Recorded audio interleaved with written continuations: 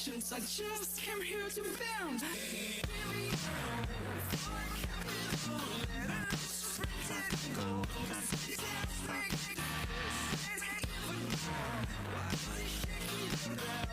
No need to kiss my name, just cigarette.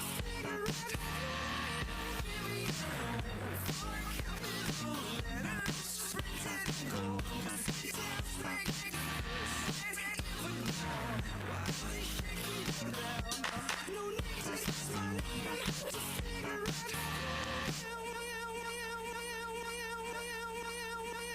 Can anyone read, anyone feel that I'm losing my patience? I just came here to bounce.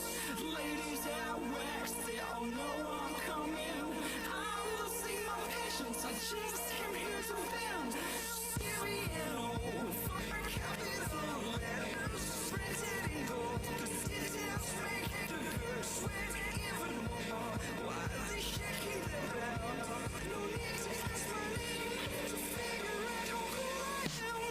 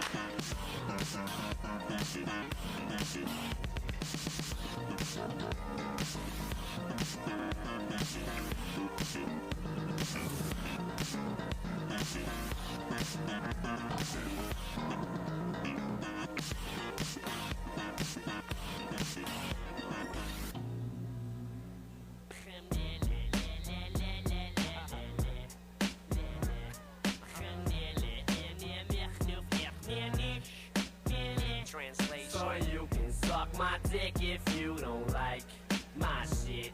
Cause I was high when I wrote this, so suck my dick.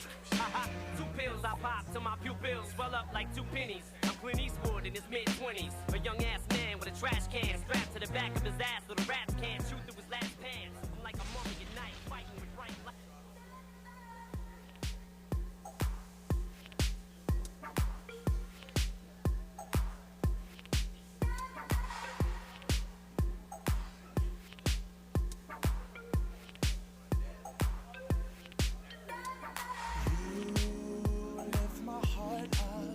When the rest of me is down, you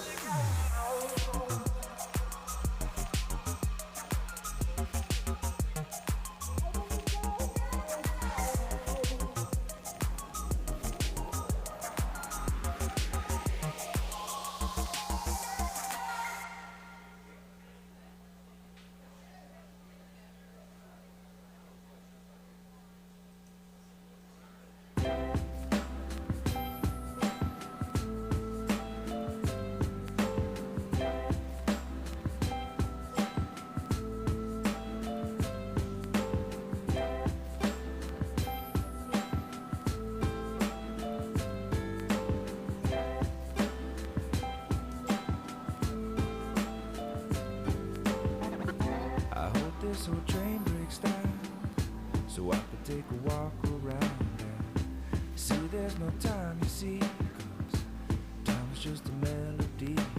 People in the streets walking fast as the feet could take 'em. I just roll through town, and though this window's got a view, but the frame I'm looking through seems to have no concern for now. So for now, I need this here old train to break down. Oh, please just let me please break down. I need this here old train to break down.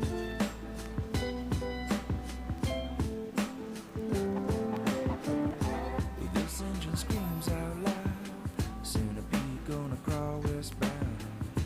I don't even make a sound, 'cause it's gonna still need to leave this town. And the people in the streets, they'll never get to meet if these tracks don't bend somehow. And I got no time that I got to get to where I don't need to be. So I need this here old train to break down. Oh, please just let me please break down. I need this here old train to break down. Let me please break down.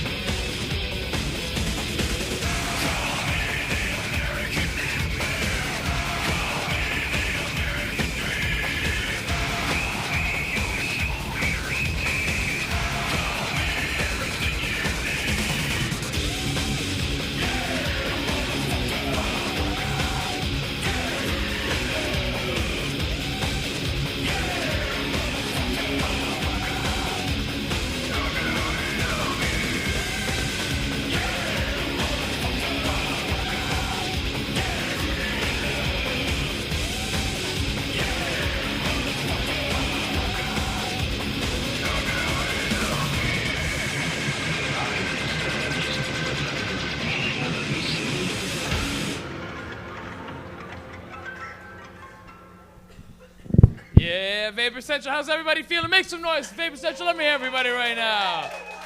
Yo. Thank you for coming out tonight.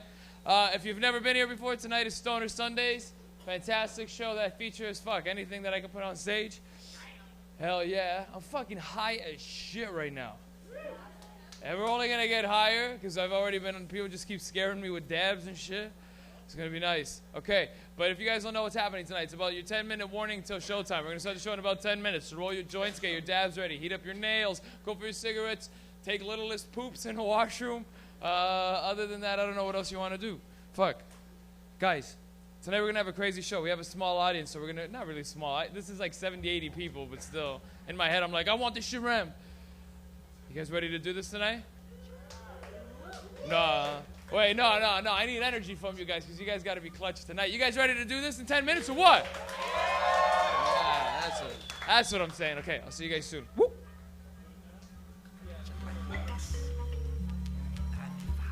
It's Friday morning, where the weed at? Let me dip into my pocket for my fat weed sack. 'Cause I wanna get high like a plane in the sky with the endo cloud in my brain. What the fuck am I zigzags in my life? So I can roll it and set it on fire. Damn, I wish I had scissors 'cause this shit is so sticky that it's getting on my fucking fingers. But it's smokable, double tokable. I got the one hit that quit up on bass shit that's tokable. I wanna do a joint red shot. Let me make sure there ain't no lump in the goddamn center. Impregnated, looking joint fucking. I can smoke it and I still get faded. Roll it up, light it up, smoke it up. Inhale, exhale. Roll it up, light it up, smoke it up. Inhale, exhale. Roll it up, light it up, smoke it up. Inhale, exhale. Roll it up, light it up, smoke it up. Inhale, exhale.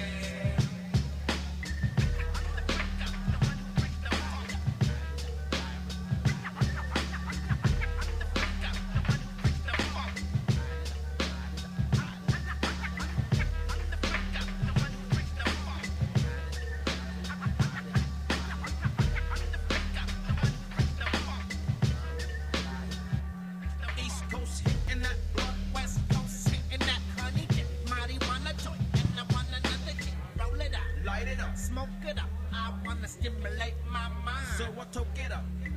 Can I get a hit? Can I get a whoo? Give me that fat bag of weed in the brew, so I can get faded, elevated, smoke the joint down to a rose and I ate it. I stand true to the yes guy, as I keep running from the truth. Give me that weed, fool, in your zigzag. Don't be holding out on the big bag. Roll it up, light it up, smoke it up. Inhale, exhale. Roll it up, light it up,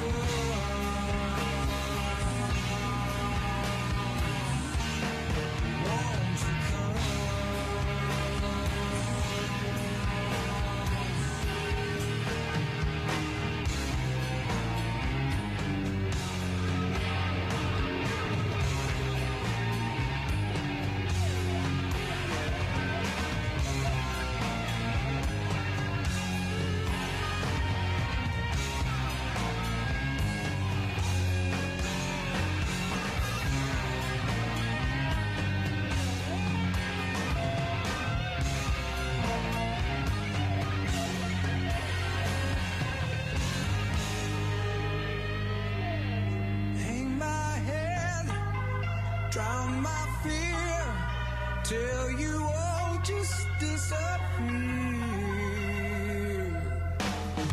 Black hole sun, won't you come? Wash away the rain. Black hole sun, won't you come? Won't you come? Black hole sun, won't you come? Wash away the rain. Black hole sun, won't you come? Won't you come?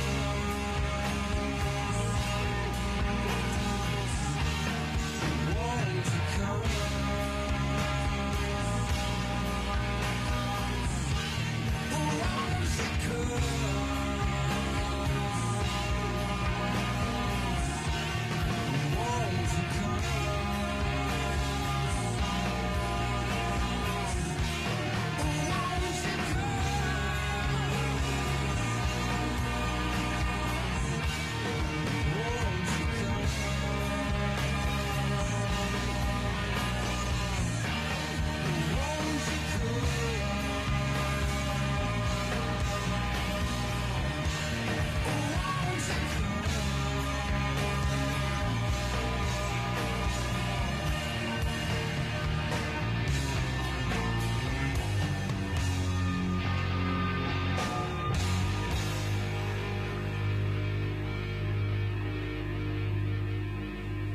Sirius XM. Lithium.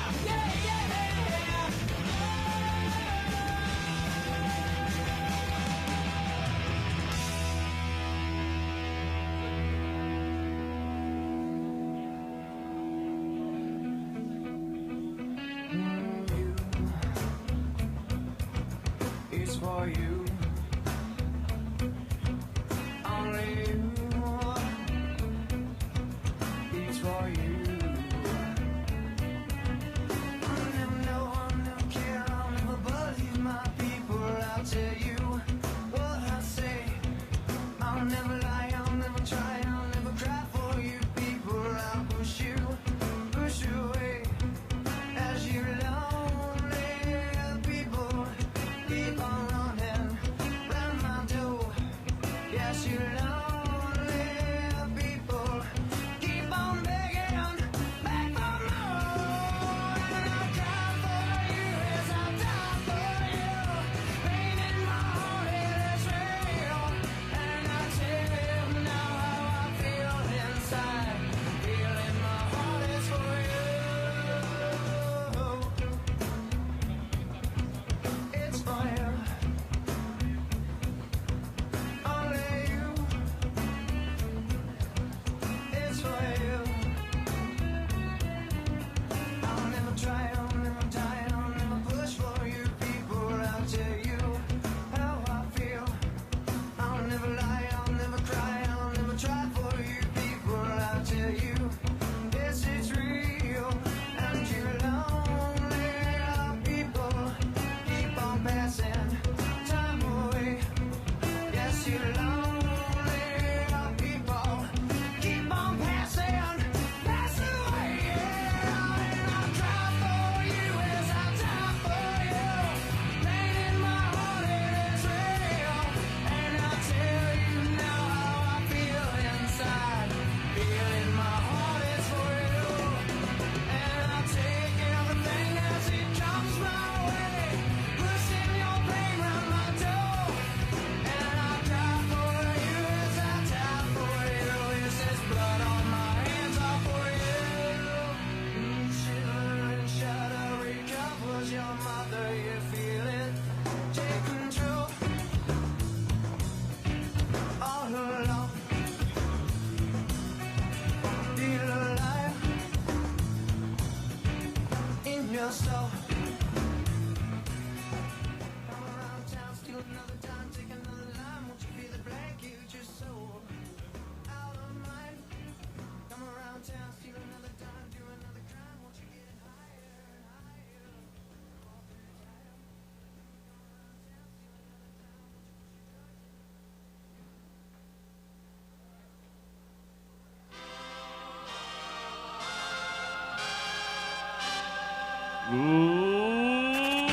Ladies and gentlemen of Vapor Central, welcome to Stoner Sundays. Please put your hands together for the host of Stoner Sundays, Mr. Mike Rita. They call me Mr. Negativity, call it how I see, yes I'm back in the vicinity, bringing what you need plus all of the amenities, know what you consider the run-of-the-mill, running the drill, none of it's real celebrity, I don't let any of it get to me, I am more mystery, mentally and physically, yeah I've seen the bright lights ever so vividly, party with the star types and mingle with the industry, but geez, we don't need another hero. Yes, Vapor Central. Everybody feeling okay? Make some noise, all fucking 90 of you. Let me hear you right now. Make some noise. Fuck yeah. So happy to be here at Stoner Sundays, my littlest home away from home. I'm the host of the show, Mike Rita. Clap if you've never been to my show before. Let me hear you if this is your first time ever. A couple of you guys are new. It's good. I always have a few new people. People who have been to the show before, let me hear you right now. Make some noise. Sick. Welcome back, fuckers. I'm so happy to be back. I'm actually really tired today. The moon is too close to us. That gravity's fucking me up, I'm telling you. You ever find a reason to be lazy? You're like, why are you lazy today? I'm like, I don't know. I think the moon... I swear to God, this morning I read... There's a fucking full moon. I'm like, God damn, I'm going to be tired as fuck. All that additional gravity pushing against us. Like, for real, can't you feel it? Can't you guys feel that right now? The moon is pushing against us because it's closer. It's fucked. I'm fucking tired, you know? Can you feel it? Don't you feel a little tired? Don't you feel a little heavier than usual? I promise you, you will all feel, if you fucking are like, yo, wait a second, I actually feel a little heavier than usual. That's real. I'm not even kidding. I'm not even being a stoner, but I am high. I fucking love this shit. Look at the moon when it's a full moon, and then you're like, yo, fucker, why are you making me heavy for? It's nice. This shit meant something to somebody, you know? The moon ain't shit to us. But once upon a time, imagine you live close to the fucking ocean, or there are like places where the moon actually meant something. You needed to know that it was going to be a full moon, or your fucking house was going to be washed away by high tides. You had to know that once a month when you seen that full moon come, you're like, move the hut. Why? You know why, fucker. Remember last week? Littlest piranhas sleeping in bed with us? For real, for real. Who knows? I don't know. I make it up. That might not be historically correct animal-wise, but fuck it. Who gives a shit? You know what I'm saying? Today's going to be one of the biggest stoner shows that I ever put on in my life. Like, I'm high, but like, usually I'm high when I do the show. But today I'm like high school high. Do you know what I mean? I've been doing dabs at home all day, and I didn't take a long enough nap before the show. I took like, for real, like I took like a half an hour nap, and then I woke up, I'm like, fuck, I'm still all high, and now I'm like half in a nap too. And I had to take the subway here, and people look at me like I'm all fucked up, because I know I stink of fucking weed, because I hotboxed last night in this exact outfit. I didn't give a shit. And I know it smells because when I put it down and I woke up this morning and I walked into my living room, I went, oh, it stinks in here. You get that happy thing. Alcoholics don't have that. You don't wake up and smell puke and you're like, sick. But potheads have that shit. We can do that. You wake up in the morning and smell your clothes and it reeks of weed, you're proud. You're like, fucking right, man. I smell of freedom. Oh, man. It's true. And so I took the subway and I could tell people were looking at me and I don't give a shit. I'm fucking high school high today. I'm trying to drink things to give me electrolytes. Like that's gonna work. You ever do that? Remember when you first started smoking weed, you had to find ways of getting out of being so fucking high? Do you remember that? Do you remember when you were like 14, 15, 16, and you and your friends got all fucking high? You guys be like, yo, I'm too high, man. How do you not be this high anymore? How were some of the fucked up ways you got out of that? Do you guys remember that shit right now? Coffee, holy fuck. A friend of mine, I swear to God, we lived near coffee times. And it was one thing to go to a coffee time high, but it was one thing to see everybody else high in a coffee time. You know what I'm saying? Like a crackhead just sitting there shaking. You ever just listen to like one of those crackheads talking to themselves in a corner in a coffee time? Like, hey, because there's only two ways they're going. They're either fucking crazy as shit, like, Harper, I'm going to kill you, bud. Or they're smart as shit and they're like, if I take the division equation and I take it and I add it, I can fly to space. And you're like, what the fuck? Sick. Genius crackhead in the corner. It's the heroin? Is that what you said? You can't even fucking blame a crackhead for being a crackhead. If you don't have willpower and you smoke crack, your whole life is over. Your whole fucking life is over. Crack feels so good the minute you smoke it that, believe me guys, your whole life would change. If crack didn't kill you, I promise you would smoke that shit and you would... Listen, I grew up on Lansdowne and Bloor, and friends of mine smoked and sold rock when I was a teenager, and it blew my mind. Crackheads are fucking... They will motivate you. Listen, I used to be addicted to certain, like, shitty chemical drugs when I was like 18, 19. I used to do a lot of coke. I used to come home all wired at like 2, 3 in the morning. And I used to stand on my veranda literally till like 5 in the morning, smoking cigarettes, wired, trying to come down. Wired, like fucking talking to myself, like what am I doing with my life? My parents on the other side of these walls sleeping, working hard. I'm over here wired as shit. And then you're like, fuck, how am I going to come down? So you drink like half a bottle of NyQuil. Now you're all fucked on NyQuil, coke, and cigarettes, all fucked up.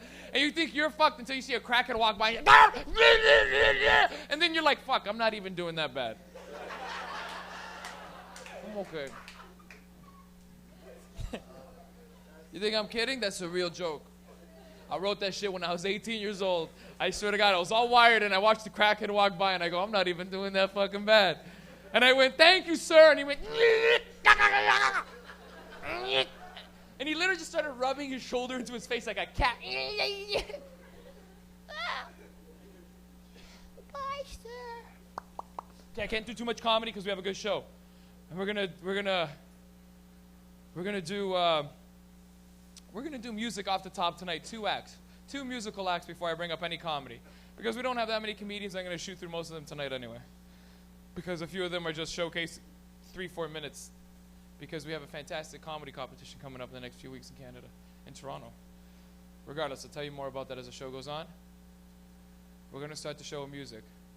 And the 2 musical acts coming up tonight are 2 regulars here. If you've seen them, I love to open up the show with them because it gives you guys a chance to smoke weed, chill out, everybody gets used to the show, and then I come back up and we do some comedy.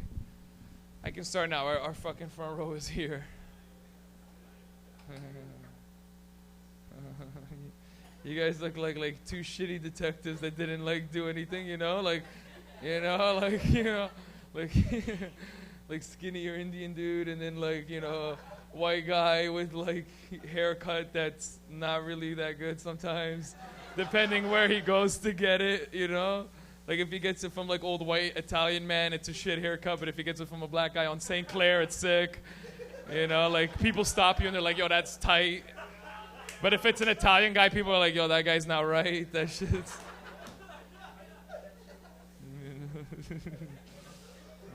It's the truth. You think I'm kidding? You don't think I used to get fades? A fade is such a strange thing. A fade is a haircut that you cannot buy the knockoff version of. Because people can see a bad fade from a mile away, and people are like, oh my God, look at that guy's haircut, bro. Look, what did he do it in the mirror himself? Trying to reverse that shit? Oh, my left hand is going the wrong way. You ever cut your hair in the mirror, you know what I'm talking about? And you're trying to cut this way, and it's going that way. And then you got to stop and do that thing where you're like, okay, chill.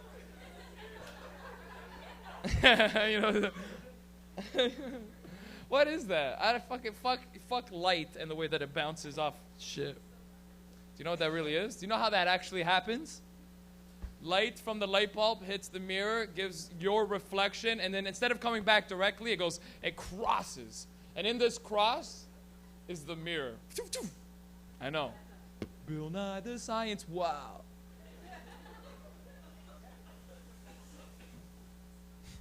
Science rules. That was actually the best part of Bill Nye the Science Guy. There's 2. Okay, fuck. I can't be doing these jokes right now, motherfucker.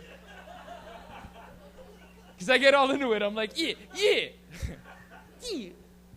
Okay, so our first performer of the evening, guys. Be as nice to him as you are being to me right now. You guys are being beautiful right now, and I'm loving it. Our first performer, he's going to open up the show, and then we're going to bring up another fantastic musician. 2 musicians doing a couple minutes each. Not a couple minutes, 10, 15 each. And we'll open up the night with them. Your first one, you guys have seen him here. He's a regular. Beautiful voice. Amazing, amazing fingers on the guitar. Super original, super talented. I love him. You love him. Give it up for your first musician of the night, Mr. Dylan Hennessy, everybody. Let him hear it, motherfucking Dylan Hennessy. Sick dogs on you, get more by the K9. Homies on the yard, never walk in the main line. Keep it going for Mike Rita, everyone! And also keep it going for all the staff that make all of this possible for you guys. Come on, put your hands together for them. Well, my name is Dylan Hennessy. I kind of do an acoustic variety act, which means I'm going to do a whole bunch of different styles and some strange things with the guitar back here. Let me just get set up real quick.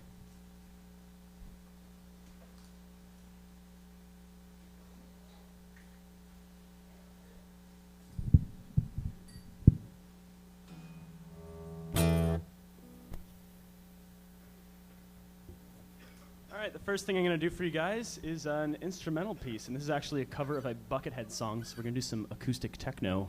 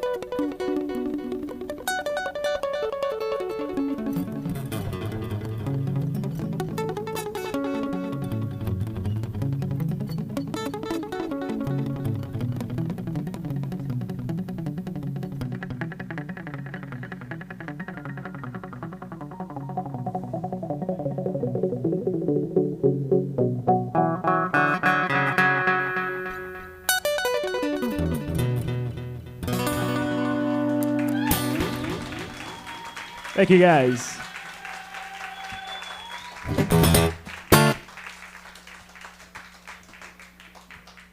All right, so this next one I'm going to do is kind of fun. This is like my reggae version of Black Magic Woman by Santana.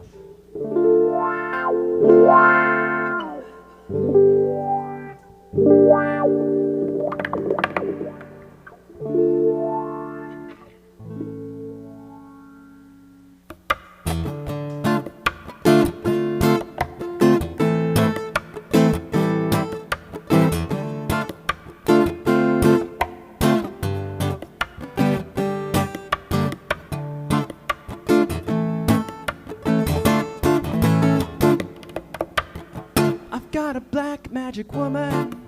I've got a black magic woman. I've got a black magic woman, and she's got me so blind I can't see. Yeah, she's a black magic woman, and she's trying to make the devil out of me. Don't turn your back on me, baby. Don't turn your back on me, baby. Yeah, don't turn your back on me, baby. Don't go mess around with your tricks. Don't turn your back on me, baby, or you might wake up to my magic sticks.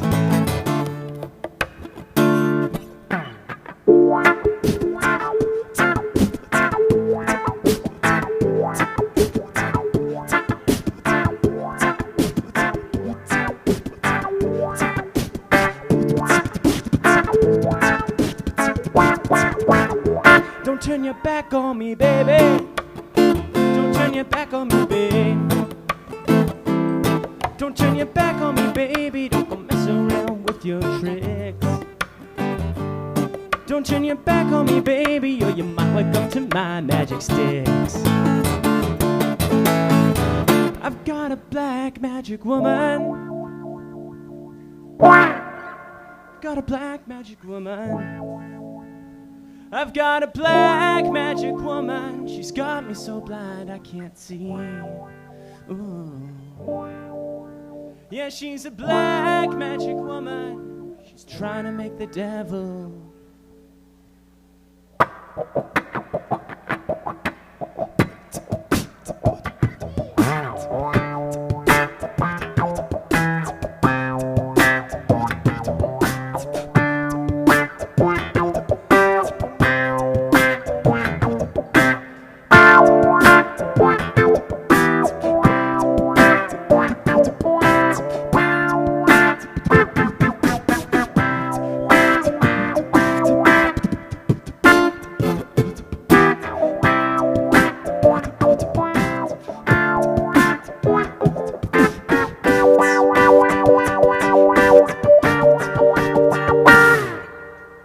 She's a black magic woman. She's trying to make the devil out of me.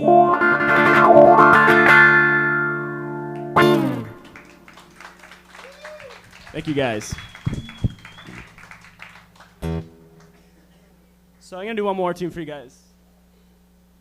This is actually an original piece, and I'm going to be playing it with a full band, along with a lot of other things, including some other stuff you guys saw. On Saturday, September 13th at the Alma Combo as part of an acoustic showcase series that I run. There's flyers for it by the door, and it's going to be a crazy show with some amazing acts, so if you guys are interested, come check it out. I've also got CDs for sale if you want to come talk to me for $5, so come pick one up if you're interested. And the name of this song that I'm going to play for you guys is called The Crooked Stream.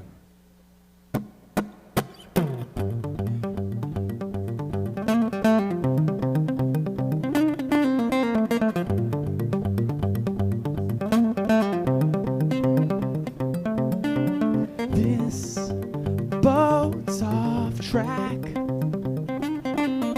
There's no turning back.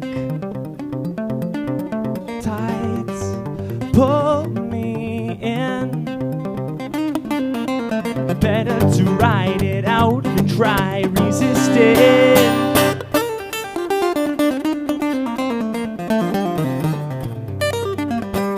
Crooked stream, I'm helplessly drifting wherever the water flows. The twists and turns, I'm going the only direction the current knows. Blind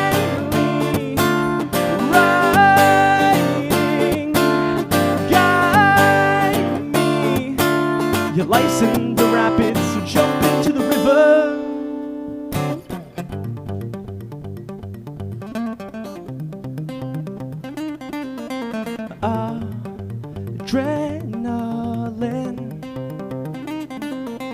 I feel as I swim. Fight just to breathe. Flow with the river, you'll breathe with ease.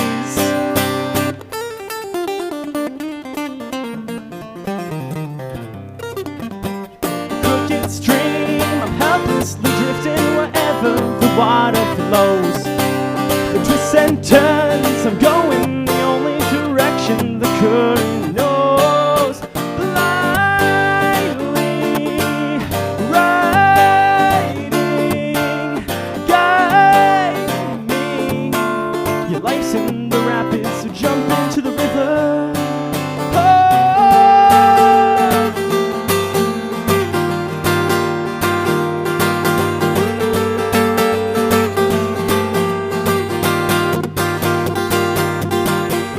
I'm tired of fighting with the flow. Who always scared because I never know. But if I don't fight it and begin to invite it, instead of this fear I will just feel excited to see where the river goes.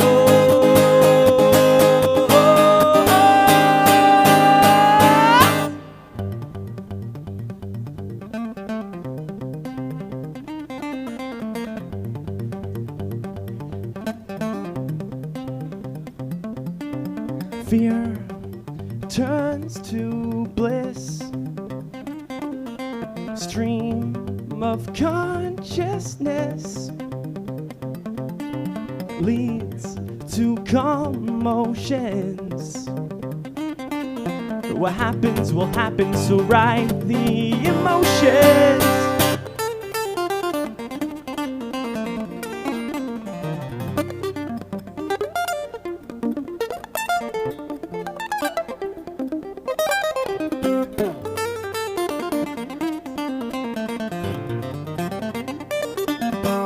Crooked stream, I'm helplessly drifting wherever the water flows.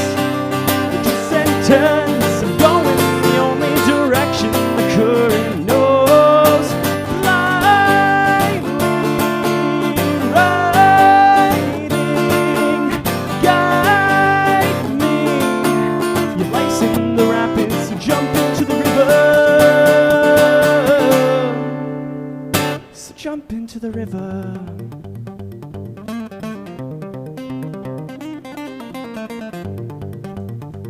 So jump into the river.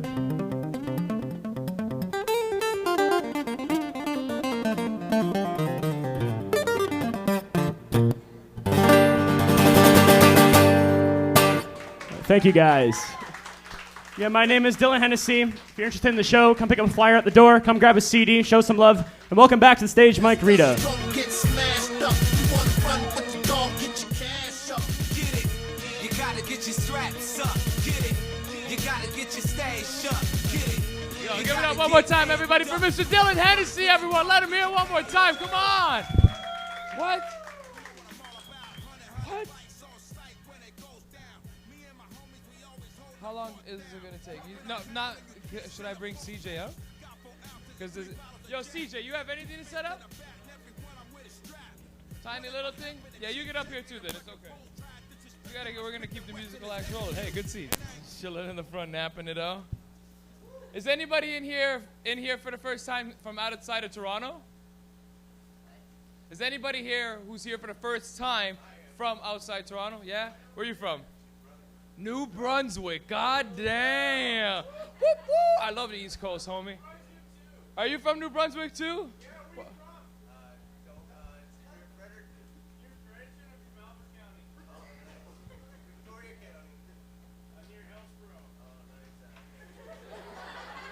Yo, straight up, that was a Canadian heritage moment right there.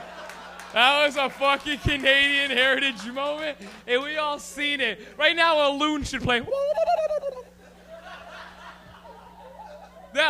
Holy fuck! What the fuck? Who did the loon? Do that again. That was you? Are you? Who did that? Right behind you? Holy fuck! Do it again. I don't know if I can. Sometimes I can't. Holy fuck, that's sick. Canadian Heritage moment right in front of us. You from New Brunswick? Yeah? Holy fuck, me too, bud. Where you from? Just outside Fredericton. Gee, yeah, all right. I'm from Alberta County. Ah, Victoria County. Fucking right, bud.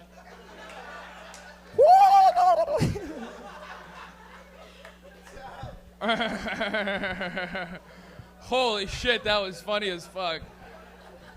You can't write that kind of comedy, you know? And you know what? There was like 100 stoners. Everybody just kept doing this, and then they would look here, and then they would look there. If this was a room full of drunks, nobody'd give a shit. But 100 stoners, everyone's like fucking sick, man. Yo, give it up one more time for Dylan Hennessy, everybody. Let him hear it. What a fucking beast, bud. I fucking love the East Coast. I will be out east. These are the days of our lives. Like grass through the hourglass. like grass smoke through a bong. These are the tokes of our lives. Doo, doo, doo. Whenever you're ready, eh? No worries, I'm watching you set up. Oh, there you go. Get that gain off, bro. Okay, well, let's make jokes about guitars. Bro, what's the deal with guitars? Why do they only have 6 strings, fucking bitch? We want 10. Yeah, I know there's 12 strings. All right, we're good.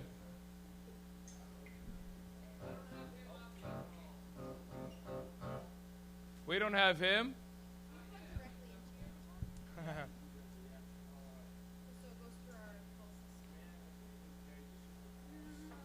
What, the amp?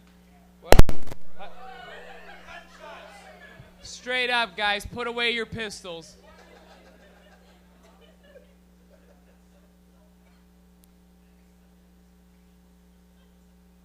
Now, yo, we figured it out.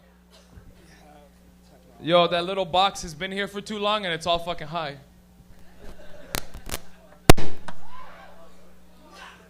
Sorry, we'll be trying to do this again. Thank you. All right. Can you guys hear that? Oh, there we go. All right, thank you. This is our first song off our first album, entitled Let's Do It. 1, 2. All right. Okay, wait. I'll introduce you to stop being an idiot. Oh, I thought you wanted to... Wait, you're going to give me an E and an A? No, that was a C. That was a C? What are you going to give me, C's and G's and shit?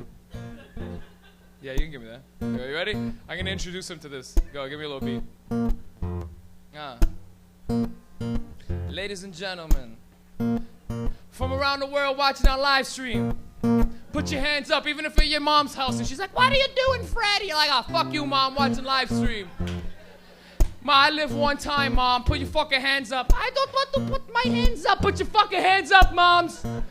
I know you watching at home on live stream, all 27 of you motherfuckers sitting at home in your underwear, looking in your fucking dick and shit going, should I be jerking off or should I watch Reeds on live stream? Thank you for being here. You could be on any porn site, but you decided to be here with me. Thank you. Yo, Dylan, you have my capo. Or wait, you don't. Yo, wait, we just had a quick public service announcement. Yo, Dylan, if you could give us your capo, thank you. Actually, his capo, thank you. And also the car parked with the license plate. Smoke weed every day. Your license plate is sick. Thank you. All right. Okay, so without further ado, guys, I want you guys to give him as much love as you give me every fucking week. Mr. CJ Hall, everybody. Let him hear. Make some noise. What's up, guys? I'm going to rock a cover and then an original, and then, yeah, we'll see how it goes.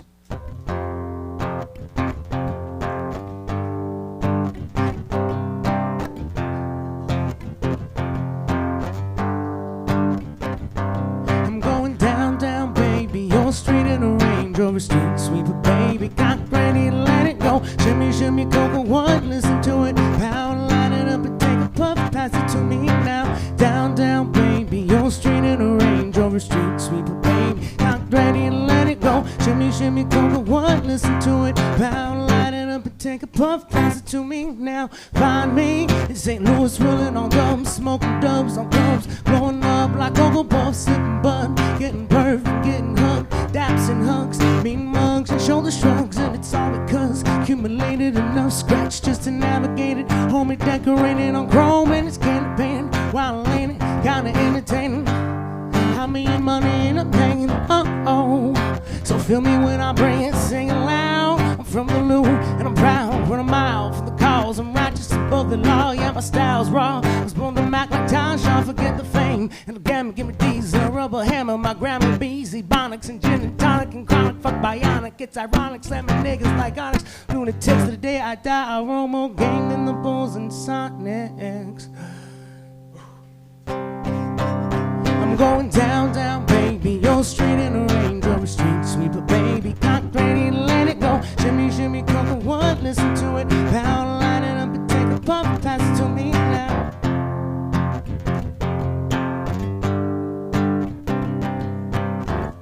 You gotta be bad, you gotta be bold, you gotta be wiser.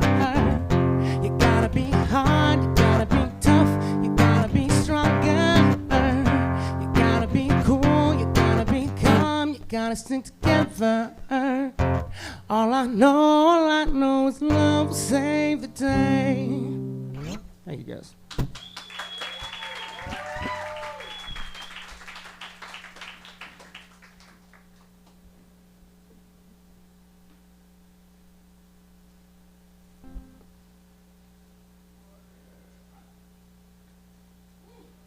Yeah, compared to any place on the planet, this place just gets eerily quiet. Fantastically, like there's no room packed like people with that. This is ridiculous. Okay, I'm gonna not focus on that right now. Okay.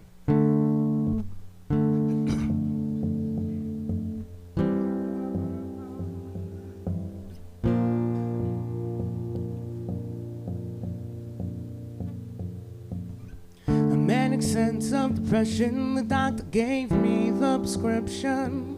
I said I want a better life for my people, less strife, be able to sleep through the night.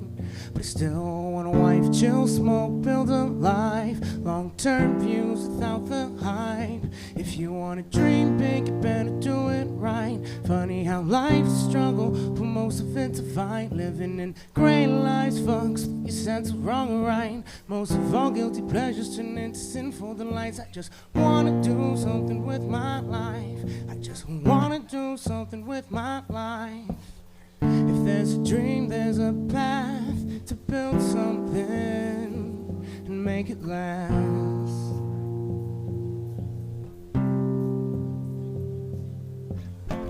I'll climb a mountain so high, no need to look down. I'll just jump off and fly so high. No more wasting away down by the far side. She'll keep on passing me by, and I wonder why. I don't know how I feel, I don't know if this life that I live's even real. Understand emotions, people, how they feel. Every interaction, life is so surreal. This is what I want in my life for real, care less about other people. Mass appeal, I just wanna do something that's for real. I just wanna do something that's for real. If there's a dream, there's a path to build something and make it last.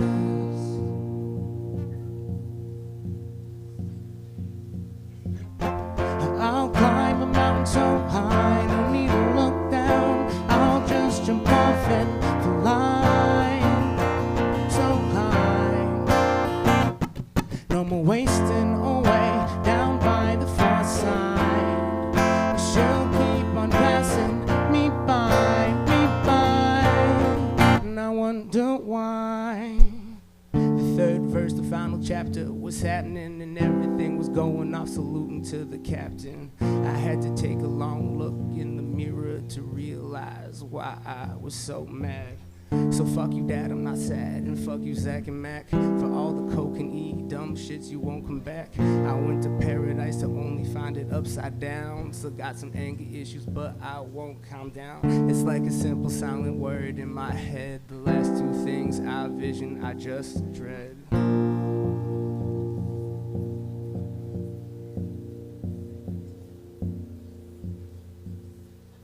Thank you guys, I'm CJ. And let's bring back up Mike Rita. Start some comedy. In 1991, Yo, wait. Is this one on? Yeah? Yo, can we please give it up for CJ Hall before he gets out of here? Give it up for him. Let him hear it, man.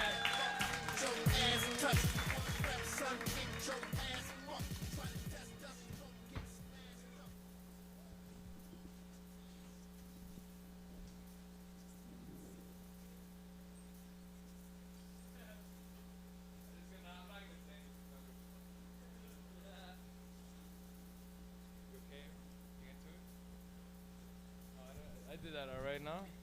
That's as good as it gets. Guys, give it up for everybody who works here and both acts that you guys have seen. Give it up for both of our opening acts tonight. Let them hear it, man. Dylan Hennessy and the beautiful CJ Hall. And your crazy-ass laptop.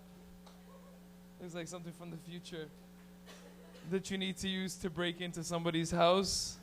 Like the president or some shit. Is it connected to something right now? Yeah. Is it? Yeah. Okay, wait. Can you show them what? Oh, fuck. Shit's got like lights. My laptop doesn't have lights. The lights that are supposed to work on my fucking shitty Toshiba satellite barely work themselves. Yo, what kind of laptops you guys have? Clap, we got Max. Let me hear you right now. Toshiba? You guys all made perfectly good choices with your lives, I see. You didn't go for the laptop that said lowest price in Canada. You're like, why? Yo, let's grab this thing. 99 bucks. Barely, it freezes on porn, and it's like, yo, don't do it. This computer, yo, don't do it on this fucking computer. It warns me, this computer is shit. Do not watch pornography. Computer is gonna break down. Don't fucking clap. You fucking jerk. No, what else? What other fucking computers are there? HP, Sony's, Acer got commercials. Remember Dell? I always wanted a Dell when I was a kid because those fucking commercials are like, Dell, you can pay a fucking $1 a day. Computer at your house. You're like, fuck. Even at 10 years old, I feel like I can afford $1 a day if I try really hard, you know? You know, doesn't that seem doable? You're like, fuck, I can ask my aunts and uncles, and then, fuck, that's like 2 weeks right there.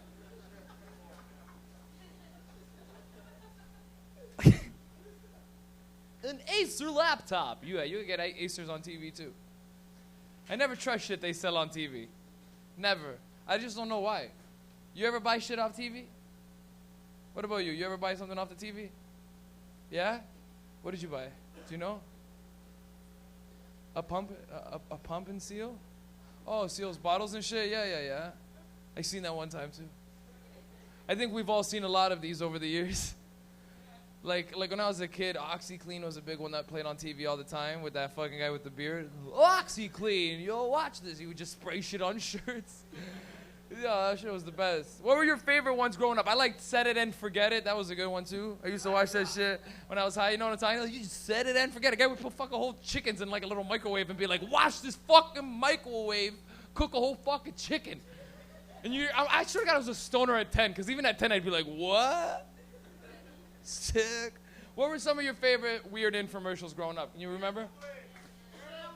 Oh, the Miracle. Did you just say Miracle Blade with Chef Tony and he would like slice fucking shit in midair? Was it those ones? Oh, Miracle Blade. And he would cut through walls with a construction worker and shit? Holy fuck. I always wanted those fucking knives. Because he was cutting through walls and you're like, wow, if all shit fails, like at least you got a sick fucking construction knife. Like, yo, where'd you get that fucking Miracle Blade, yo?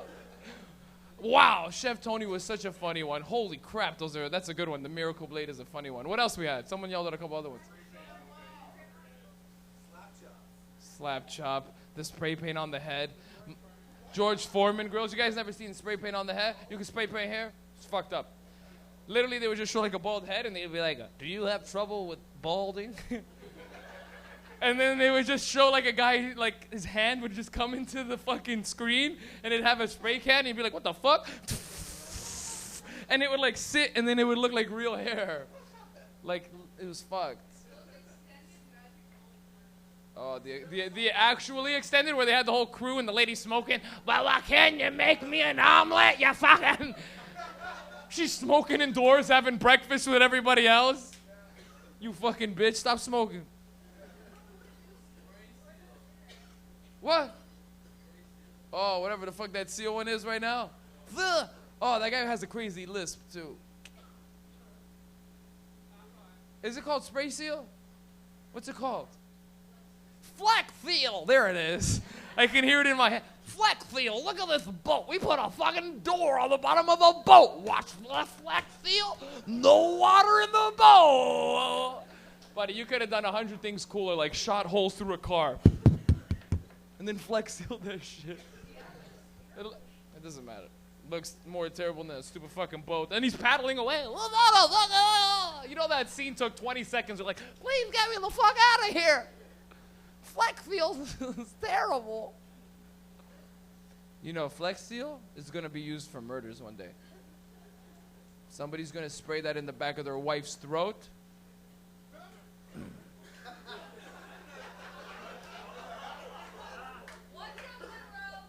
Hey, that's my girlfriend. She's not here. That's fuck. She's probably watching online right now like, I got to get the Flex Seal out of the house. What, you think someone's not crazy enough to do that shit? Some like crazy man or woman who just talks all day and nags their partner. Why do you do that? Why do you do that? And then one day I'll tell you why you do that. Shut the fuck up. And the more air she tries to get out, or he or she gets out, the more it seals. Fleck seal. Kill your wife.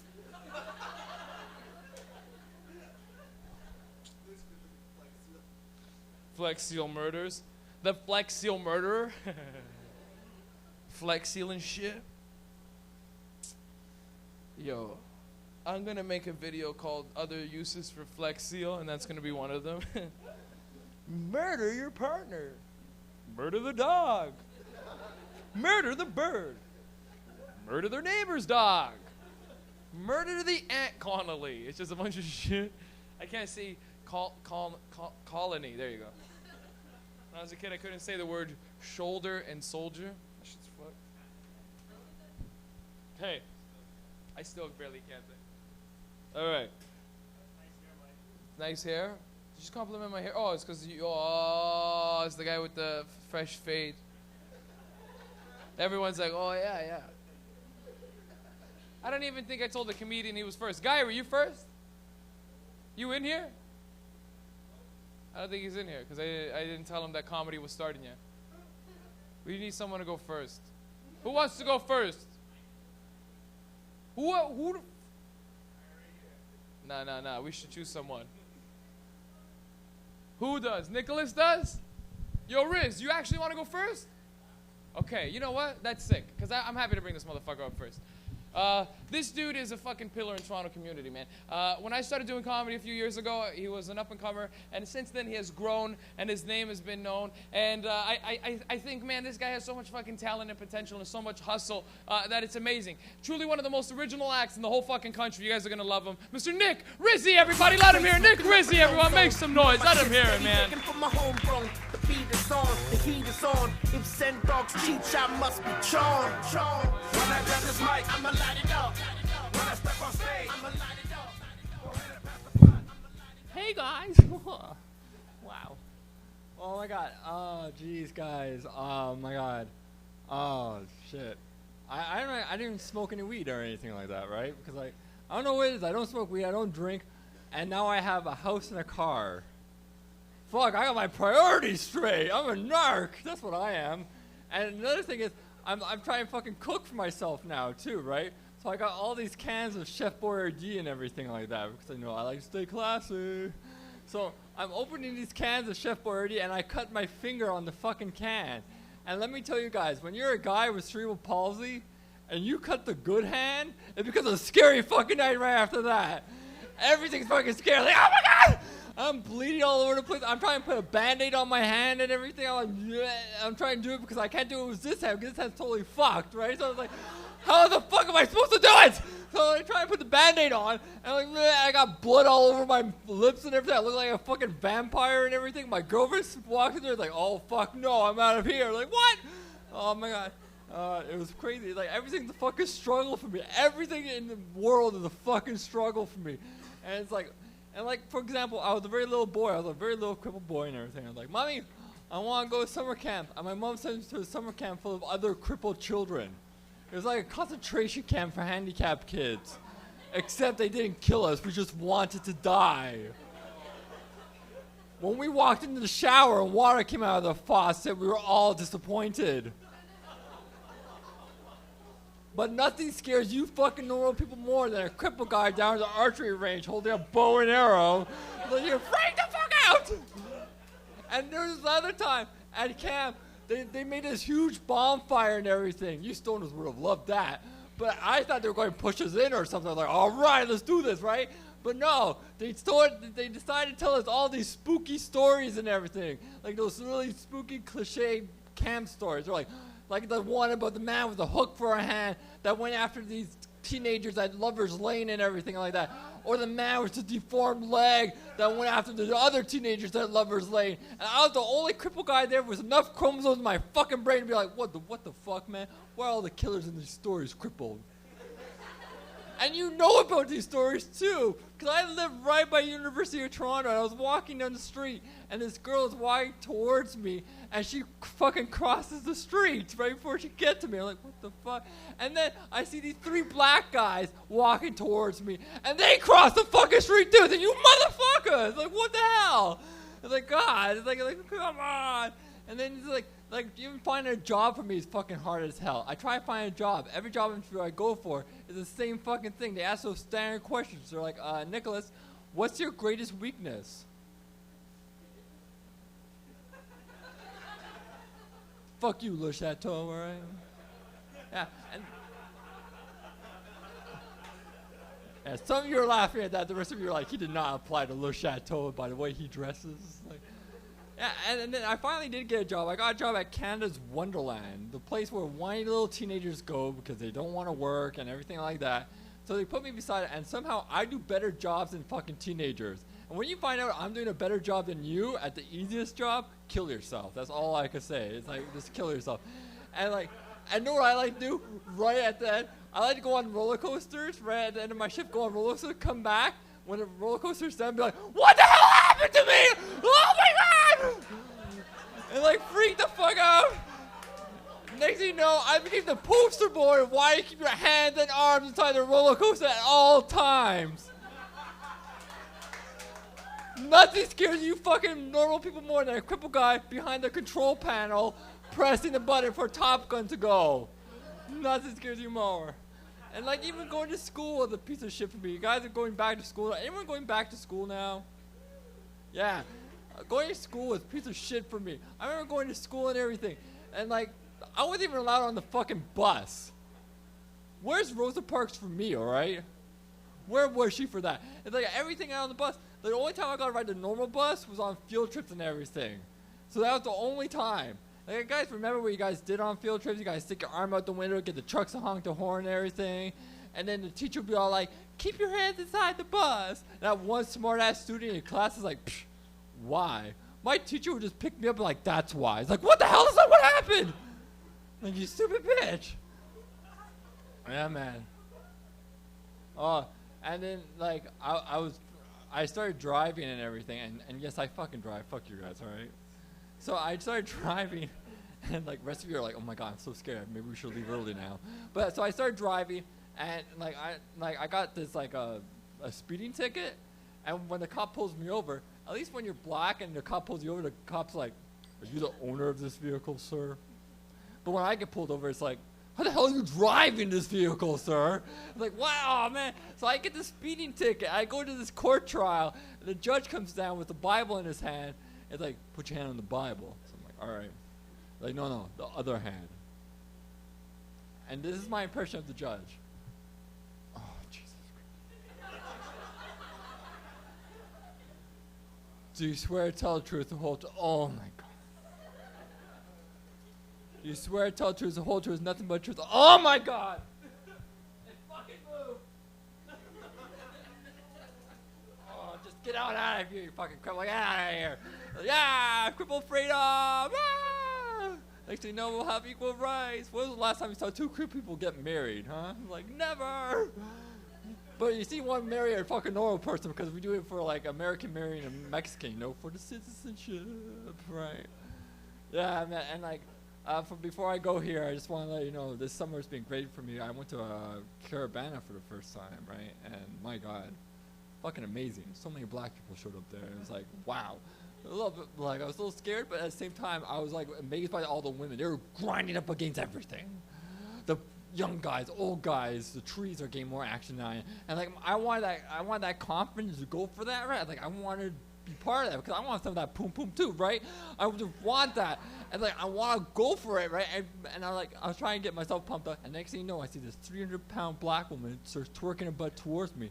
I'm like, okay, let's do this. And so I'm like, I'm getting all paired, and right before it makes contact, remember that video on YouTube of that old guy taking a cannonball to the belly, and he falls back? It was just like that, except for me, which is like 100 pounds. So it's like, wah!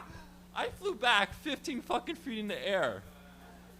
And these guys catch me and they push me forward. I decked her with my right hand. She falls on the ground. I'm standing over in like a Street Fighter pose, and everyone's looking at me now.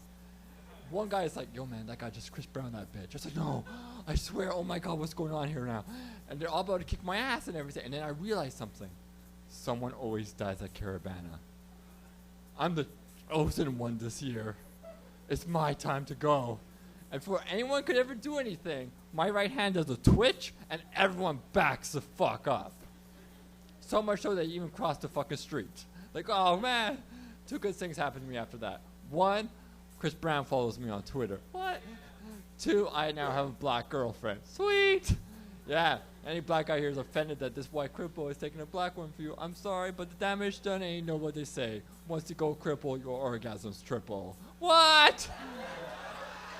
Yeah. Yeah. I told way too many black jokes today. You should really call my disability cerebral ballsy, right? Huh? Huh? Okay, that was a new one. I'm sorry. I apologize for that last one. Anyways, let's bring Mike Rita back up here, all right? I bring the static when you act dramatic. Gotta mix up my sleep, call me Mr. Magic. It's automatic, beat rocking the hill. Now that's Yo, Nick Rizzi, everybody, one more time. Let them hear it.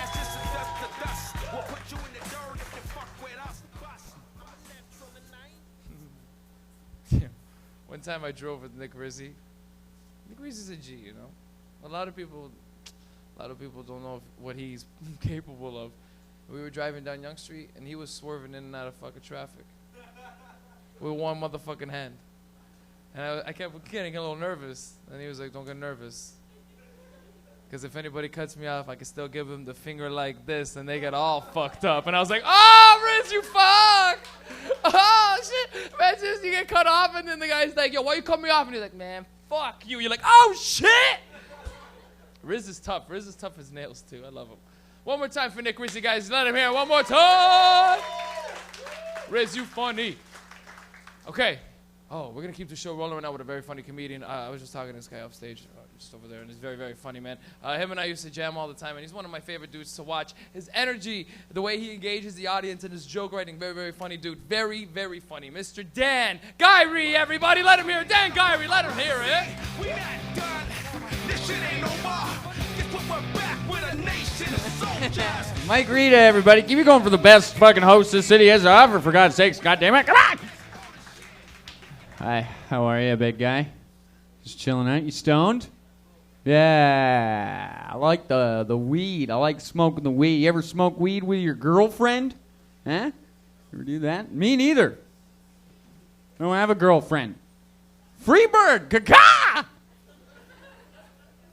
It's not so bad being a single guy, you know. I fucked the other day in Chinatown. I was sitting down in Chinatown, and I was having some noodles. Hey, you know, the noodles. And I'm eating my nudes, and all of a sudden, this Asian girl starts eye-fucking the shit out of me.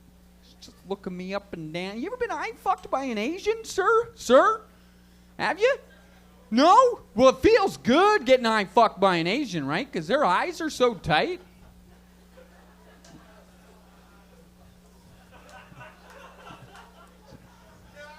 It feels good, man. It's hard being single again, right? Because I'm an ass man. You know, I like the butts. You got a butt on you, don't you, miss? Hey, I can see you're using it right there. Hey, it's a working butt. Round of applause for this chick's working ass. Hey, it works. You know, holy shit, man, I love a butt, too, right? And it's hard to be an ass man, try and pick up a girl. I don't know if you've ever flirted with a girl from behind. I like your haircut, nice shoulder blades, you're a fast walker.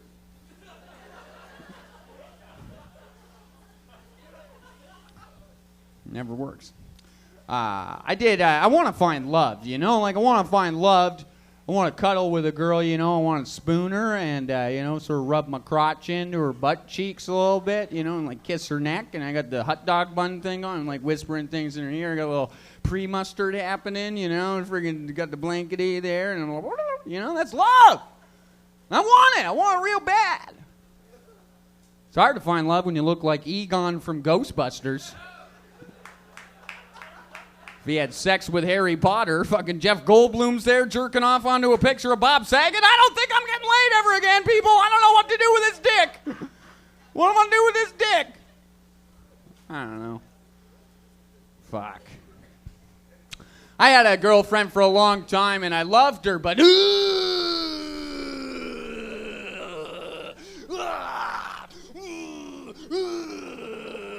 on!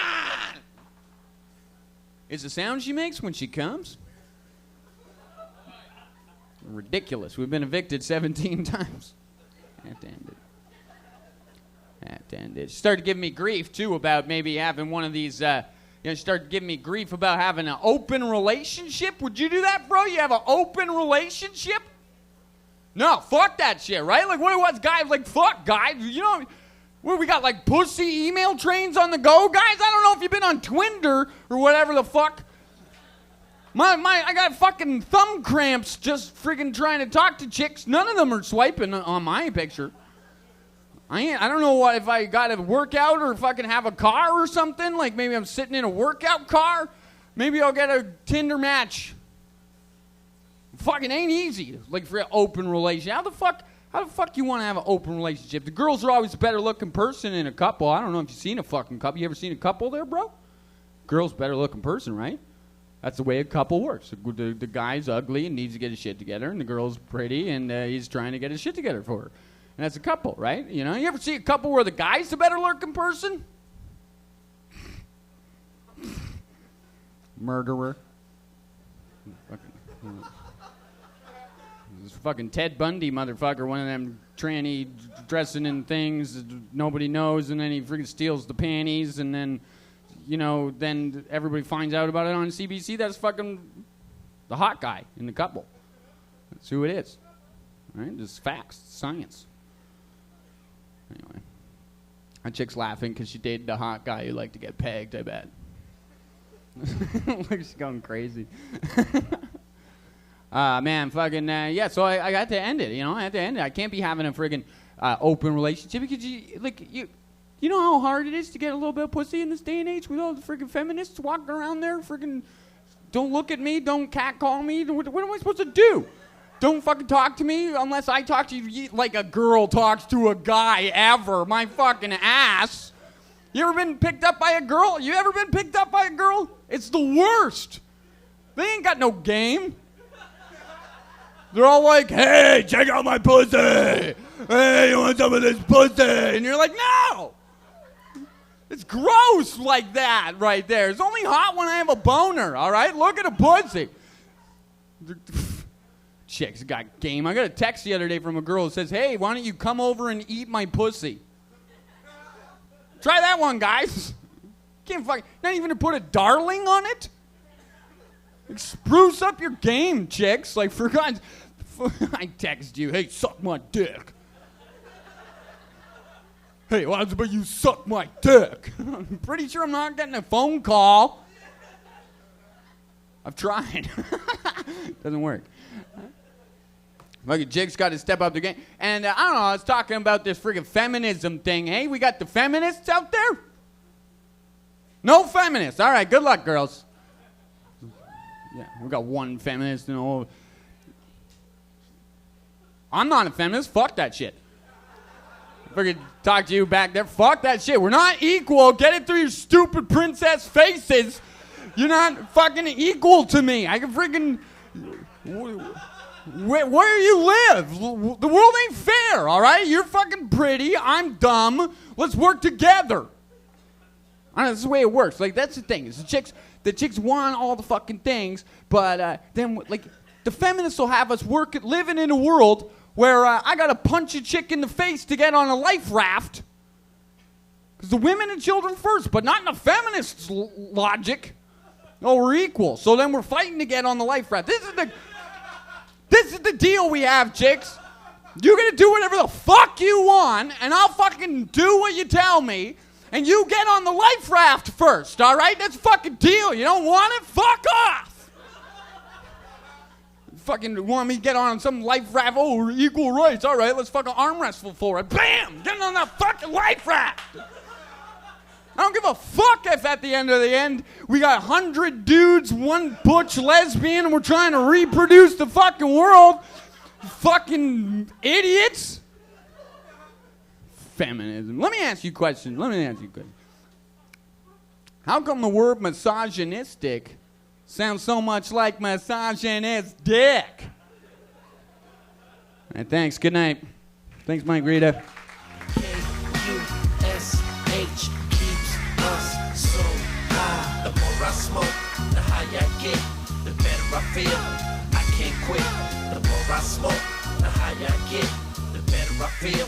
I can't quit. I got the cream of the crop. My crop means cream. When it's time to bag it up, I assemble the team. We're like the Yankees most winning. Hey, give it up for Dan Gyrie one more time. Everybody let him hear it. DG.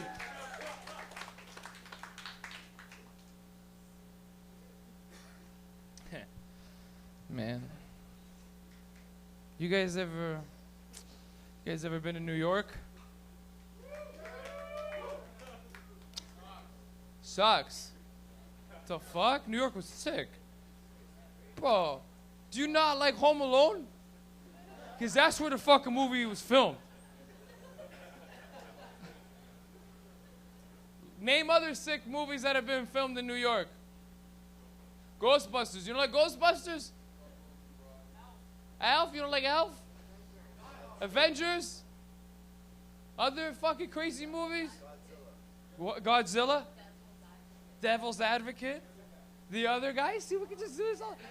Sex in the City? Debbie Does New York? Ninja motherfucking Turtles live in the sewers of New York. Not even a good little condo downtown in Manhattan somewhere. When I walk in New York, I feel like I'm walking in every movie I ever watched as a kid. I can see, I feel, I want Home Alone is the most though. Home Alone, I feel like, is the one that really hits home. I'm like, yeah, well, I'm in fucking Home Alone right now. Macaulay Culkin is shit. Yo, for real. I like this crowd tonight. I can get deep about shit, and you guys are feeling it. I should bring up your next comedian because we're talking about New York. Yeah, we'll bring him up because I love him. He hasn't been here for a while because he's been traveling the world doing comedy. He's been in the United States for the last little bit trying to fucking get his feet wet down there. Guys, this guy was a fucking mainstay of my show when we first started out, and I owe him a ton for all his stage time. Give it up for Mr. Kevin Soldo, everybody. Let him hear it. Make some noise. Slanging and banging with the chip on my shoulder and insane in the brain, certified street soldier. So close to the Hey, what's up, guys? I don't know where the fuck we should even start this. Where do you guys want to go with it? Dan kind of just started talking about pussy a lot, and it really got me horny in the back, which isn't good. But I don't know. What do you guys feel like talking about more pussy? Or should we just, you don't want to talk about pussy? there's people wooing in the back. You're not being that, like, you're not selling me on not talking about pussy right now. You know what I mean? I think, I don't know. I'm into weird shit. I like puss, right, as the cool kids are calling it. Yeah, it's weird, man. Like, I just turned 30, and I'm starting to realize, like, a lot's changed. Like, it's just a number, and you know what I mean? It's not that big of a deal. It's not that different than 29. But I'm out of my 20s now, so now I feel like shit's really changing. You know what I mean? Like, I can't...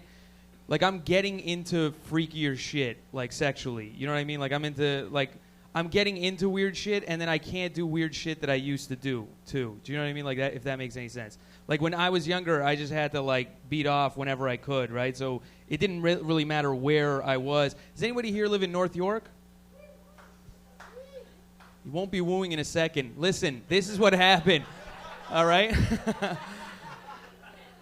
In my younger days, I would have to, like, fire one off. I was, like, horny all the time. Like, I was horny, like, 80% of the day, right? Like, the 20% wasn't even when I was sleeping. It was, like, when I watched The Price is Right? Like, where I was just, like, I don't feel like getting hard during Bob. You know what I mean? Like, I respected the man.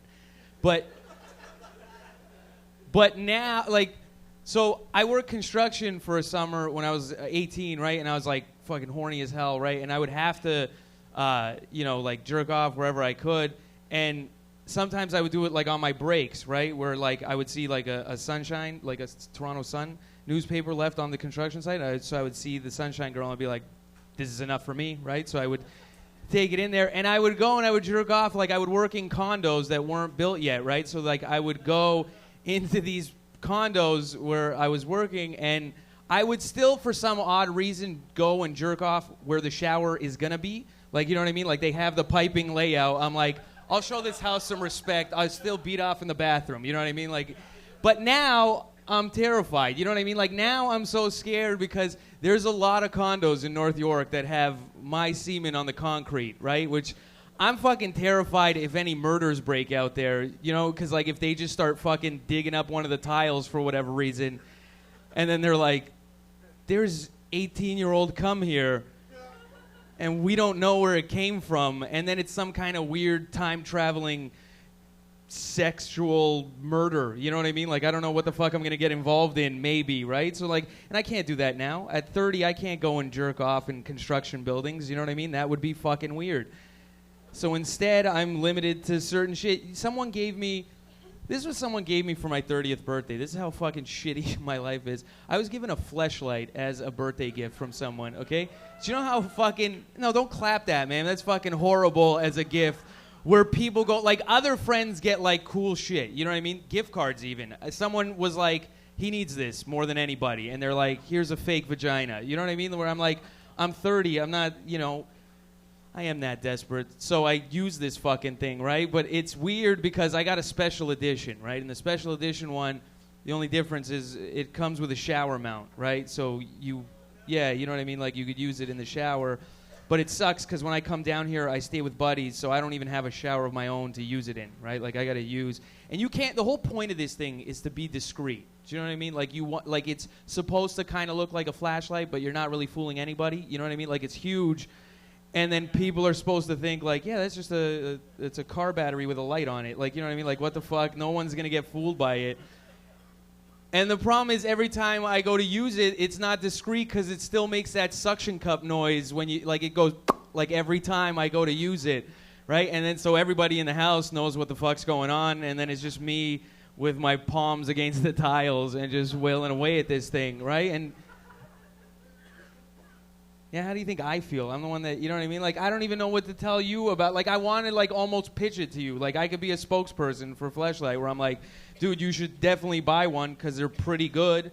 And I only say pretty good to not sound that weird. You know what I mean? Because if I was like, dude, it's fucking great, like, you would be like, what the fuck's wrong with this guy? And the other problem is I don't know, like, I don't have any kind of, like, fake vagina barometer that I could compare this to. You know what I mean? Like, I've only had sex with real vagina and this fake vagina. Like, I don't know. I can't be like, it's good, but it's not as good as a seedless watermelon. Like, I don't know. I've never stuck my dick in a seedless. You know, like, I don't know what the fuck it feels like. But that's what happened. Like, when I first went to use it, like, I start writing a Yelp review in my head. You know what I mean? Where, like, I insert and I'm like, you know what? It's not that bad. I'm like, it was odd because, like, they did shit to it. You've seen it, right? Do you have one? All right. Well, he loves his. You know what I mean? You're new to it. There you go. See? He just got one. He fucking loves it. See? Do you see that kind of happiness on regular people? You don't, because they're not sticking their dick in silicone. You know what I mean? They don't know what true fucking happiness is. He loves it.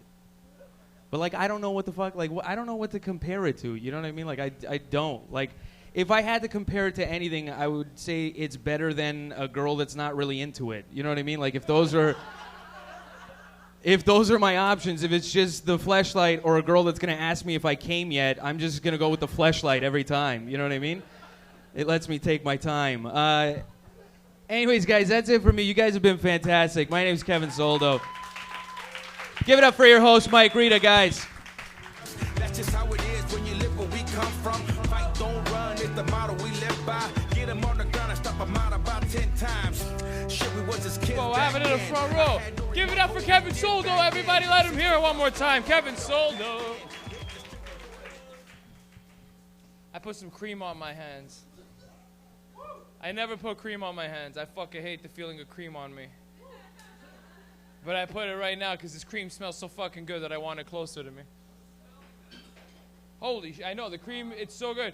Oh my gosh, somebody just dropped something, bro. Are you serious, guy? How long have you been smoking weed for? 5 minutes? Burn. Do you remember when you were still a rookie and smoking weed and you felt self-conscious about every toke you ever took? Like, because there was a time where you're not a fucking pro, where you show up into a circle of people smoking weed and there's like kids in grade 10 and 11 or whatever fucking older grade above you, whatever grade you're in. Sometimes it'd be like a little niner kid when you were in grade 10 and 11. Let's do this quick. You can come up and give me a dab right now. Okay, wait, we're doing a quick dab, inner dab break.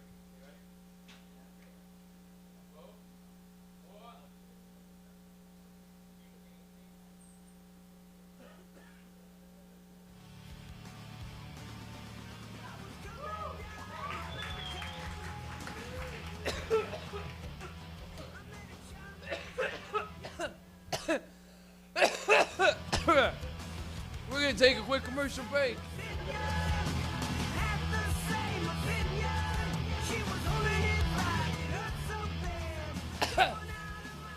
That sounds like a song that would be playing in a shitty 90s movie.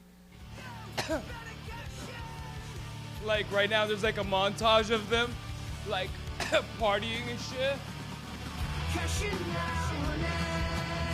Right now there's like a bunch of people walking up and down stairs like all awkwardly and shit. And one guy's got a beer like, yeah. I see it. Yo, dabs are fucked.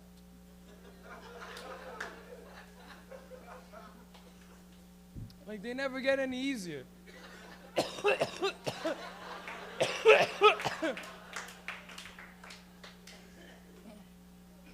Son of a bitch. That was big, but it wasn't that big. I thought I could take that shit and be like, yo, I'll just continue telling the fucking story. And now I'm all high, and then everyone's like, what fucking story? Remember I was talking about high school, smoking weed. What the fuck was I talking about? Smoking with the big kids. Yeah, you know the feeling. Smoking with the big kids is cool. Because you remember when you weren't a strong pothead? You weren't a fucking, you could barely roll a joint. Do you remember when you could barely roll a joint? Some people in here can still fucking barely roll a joint, never mind. I just see some of your fucking filters in the ashtray. I'm like, what the fuck? Who rolled this shit? Did you ever have a friend like that?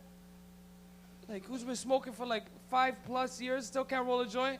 Asks you before a party, hey, bro, you want to roll this joint for me? Why? Well, I just can't do it like you can. You can't roll a joint good and tight and easy and normal and smoke that shit? That's a sign that you smoke a lot of weed. When your joints are like, perfect. You know, it's a sign that you smoke weed a lot? When you can roll joints in any fucking weather. Any kind of fucking situation. Driving in the passenger seat, Sick. Yo, one time over any bump and shit, like, it ain't no thing. Everybody watch out. Nah, I got this. Ain't no thing, man. Got this right now. There's a way of not spilling weed, and you have to, like, let your arms kind of get loose and then tighten them up right when it happens. Like, whoa, oh, I got you. And you know what I'm talking about. I can't explain it because there is no explaining it. I tried. When you go over a bump and you're breaking up weed, there's a thing your body does where it like floats for a second with the weed. Whoa, okay, come back. You know what I'm talking about? Because if you never catch that bump, you ever shocks. Yeah, it's your weed shocks.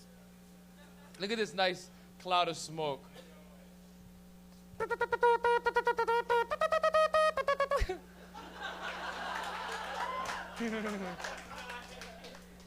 I come out of the smoke, your next comedian.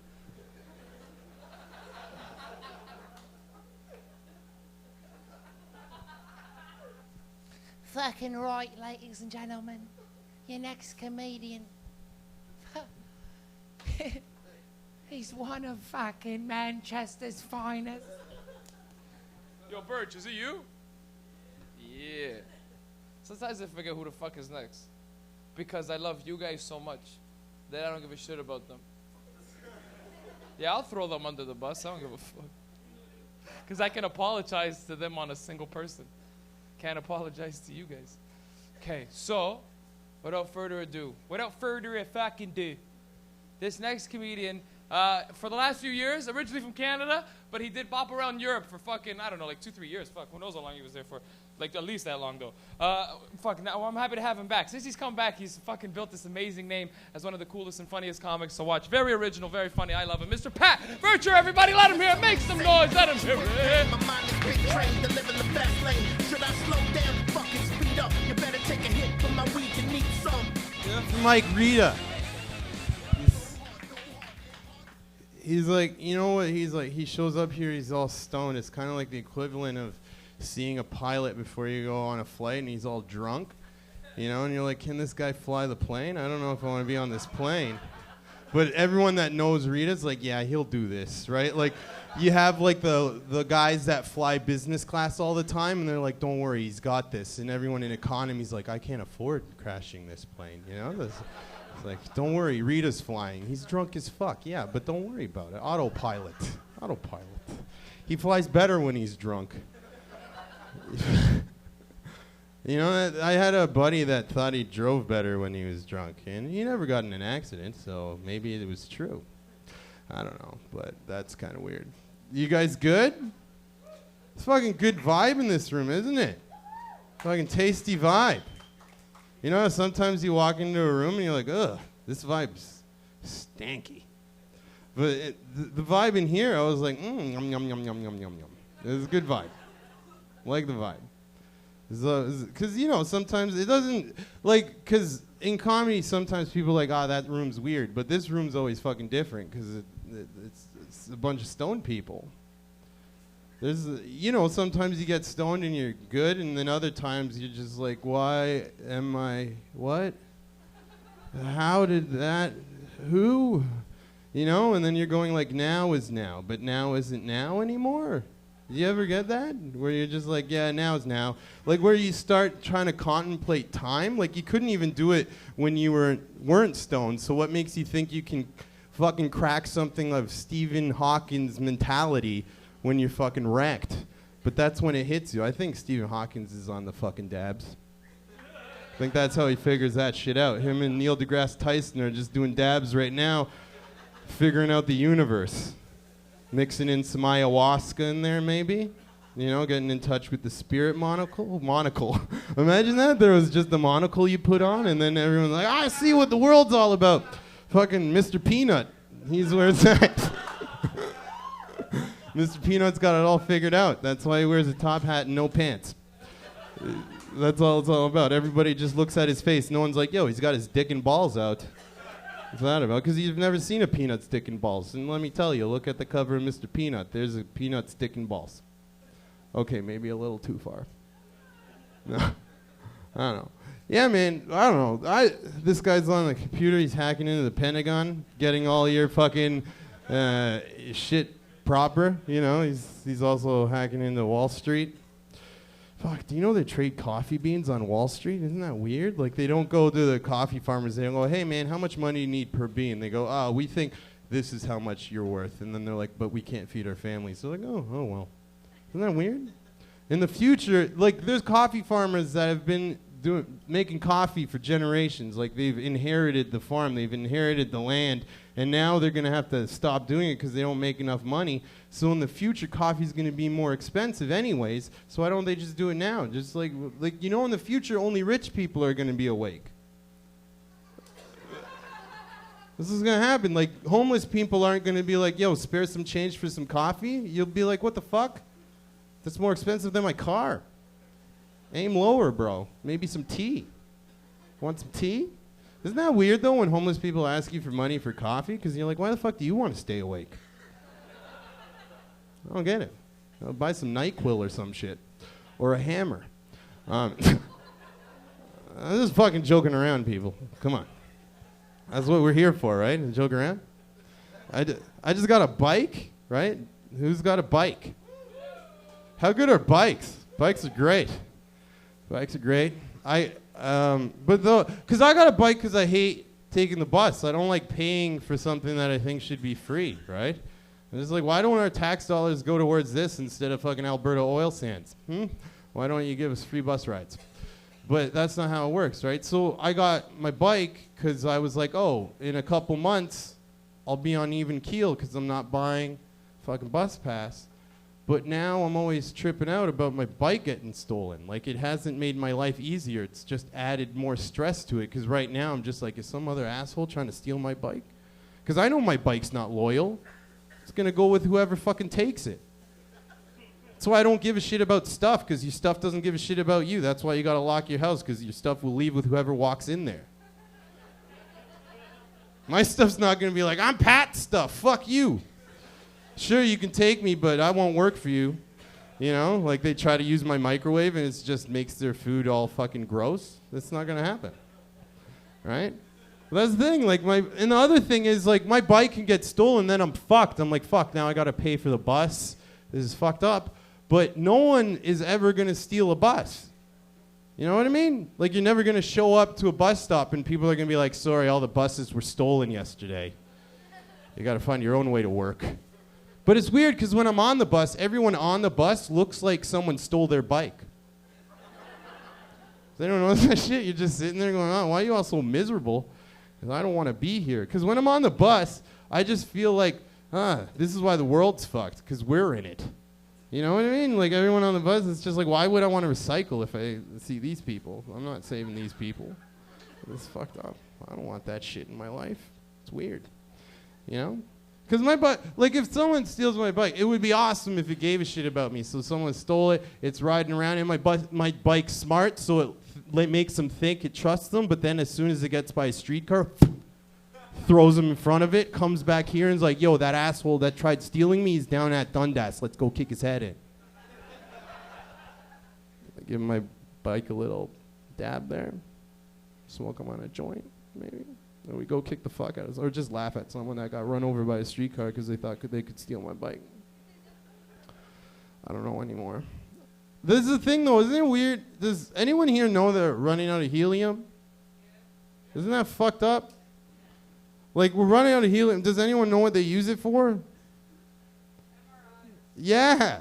Did I tell you that before, or you just knew that? It's just like, so I asked my buddy that, and he's like, yeah, they use it to make your fucking voice higher. Like, they used to, I was like, yeah, that's why they spent research on finding out if we're running out of it or not, because people aren't going to be able to make their voices higher. That's why they spent millions of dollars researching how much is left, right? They're just like, oh, fuck, yeah, that stuff that makes our voice funny, yeah, we're running out of it. And then the guy's like, yeah, I'm glad we spent millions on that. That's fucking for sure, right? But that's the thing, right? It's weird because we're running out of shit like helium. Use it for MRI machines, those machines that can look inside your head. Right, so eventually what's going to happen is if we don't have helium or a substitute for it, they're going to have to start cutting our heads open again when we have a headache that lasts longer than a couple days. You know? So that's why I think with the remaining helium, we should all get our own little parcel of it, and you get to do whatever the fuck you want with it. So if you want to make your voice funny, fine. right? But if you save that shit, one day doctor's like, yo, you got your fucking helium? And you go, nope. He's going to be like, all right. Zoop. And then you got to walk around with a scar on your forehead, and everyone knows you're the idiot that chose fucking helium over fucking MRI. Because that's the thing. People need marks on them to let us know what the fuck they're about. Because now you walk around, you don't know what the fuck someone is. Like right now, I'm looking around. Some of you look like you're having a good time. Some of you look like you're not. Right? And I don't know if the people that look like they're not having a good time aren't having a good time, or they just don't know how to use their fucking face. Right? And that's the thing. Too stoned. Yeah, I gotta go soon. Are you all right? There's water over there, bro. Cool. Did you cover your mouth? Good. Because I was riding my bike once and some random dude coughed, and I was just like, oh, what the fuck? He didn't cover his mouth, so I just yelled at him, like, cover your mouth! I think we should be able to do that. I should have been able to. Whatever. Now I'm trying to combat this stonedness. I can't remember what the fuck I was talking about. Stonedness. Use your face. Don't tell me to use my face. No, I know that's what I was talking about. Yeah, but my brain's just stupid right now. I love being stoned, but I don't like having to do shit when I'm stoned. I wish I could just watch people. But then you guys would be like, why the fuck are you watching me? Because my brain's being a dick and it's forgetting shit. Like, and does anyone else feel like your brain's like an absentee parent? You know, like it drops you off at school but forgets to pick you up? You know, like it gives you half the information you need. Like it's, yo, there's a face you remember. Go over, talk to it. And you go over and you're like, yo, what's its name? Your brain's like, I don't know, man. I got time for this shit. and you're just like, what the fuck? You left me in the lurch again? Right? And this is how stupid your brain is. You know how long it takes to master something? 10,000 hours. You got to fucking hit your brain in the face for 10,000 hours before it's like, oh, that's how you play chopsticks? You know what I mean? It's fucked up. But here's the weird thing is, like, I used to think forgetting was just a part of life, and brain was doing other shit, keeping everything else going. That's why I forgot stuff. And I was like, all right, brain, I got you. But then, do you know what happens right before you die? Your life flashes before your eyes. So your brain remembers everything. It just waits until you almost don't need anything to go, here's everything! And you're just like, I don't need to remember where my fucking keys are now. This is bullshit. And that's why I drink and do drugs, because it's the only way I can punch my brain in the face. Right? And I hope you like what you saw. And if you didn't, I relish in the fact that right before you die, you're going to have to watch it again. Thank you. Please welcome back to the stage, Mike Rita.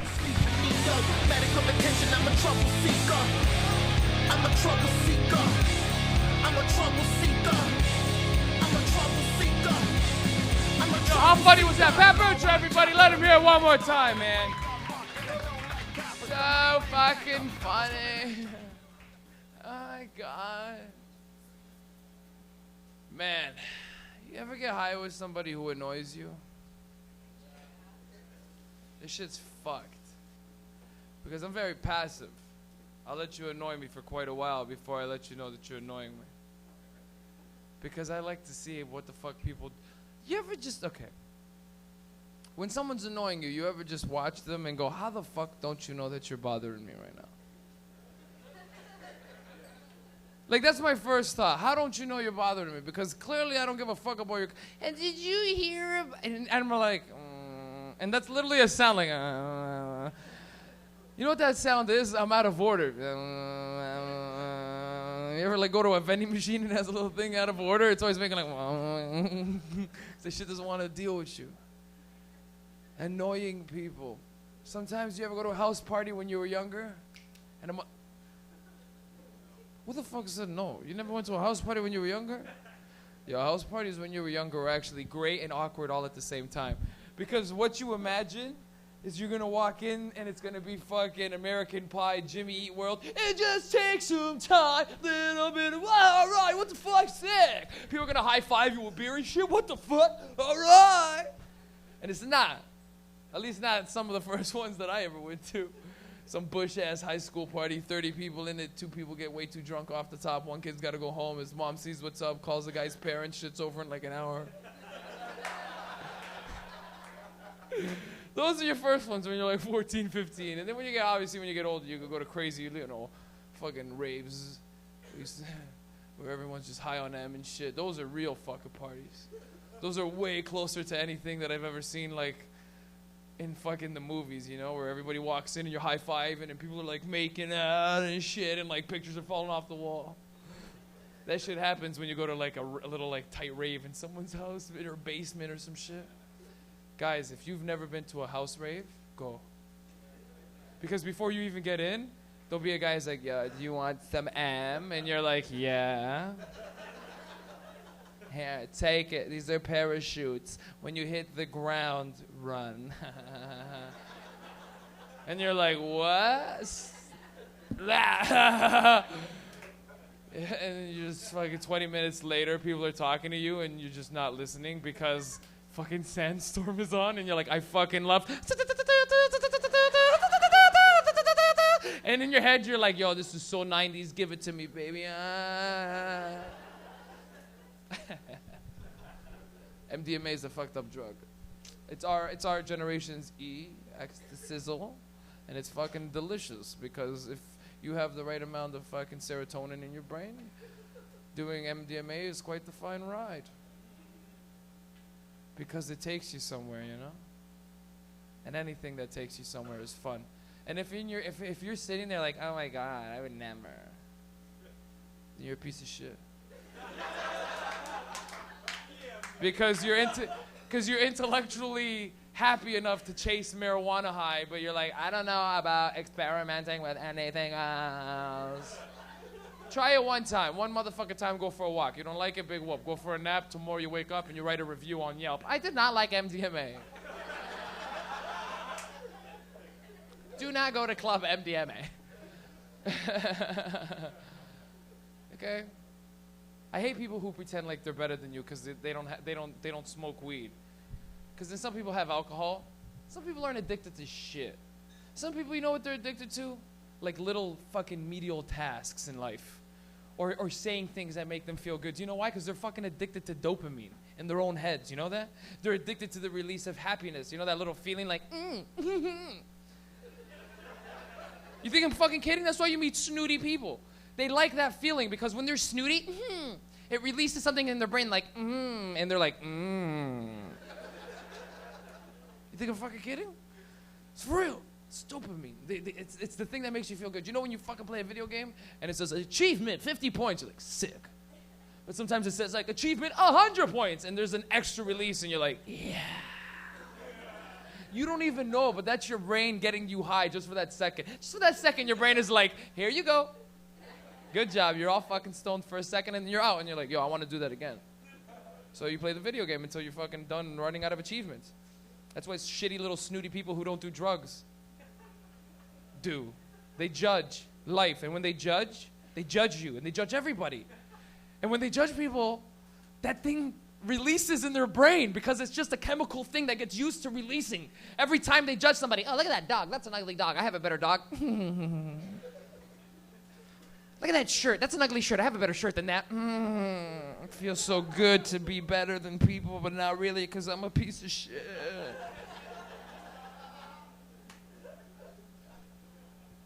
I like that joke because I'm going to use that joke in comedy clubs where people don't all guaranteed have a fucking drug that they're addicted to. And I can't wait for people who are snooty little fucks to sit there and be like, I don't even like dopamine.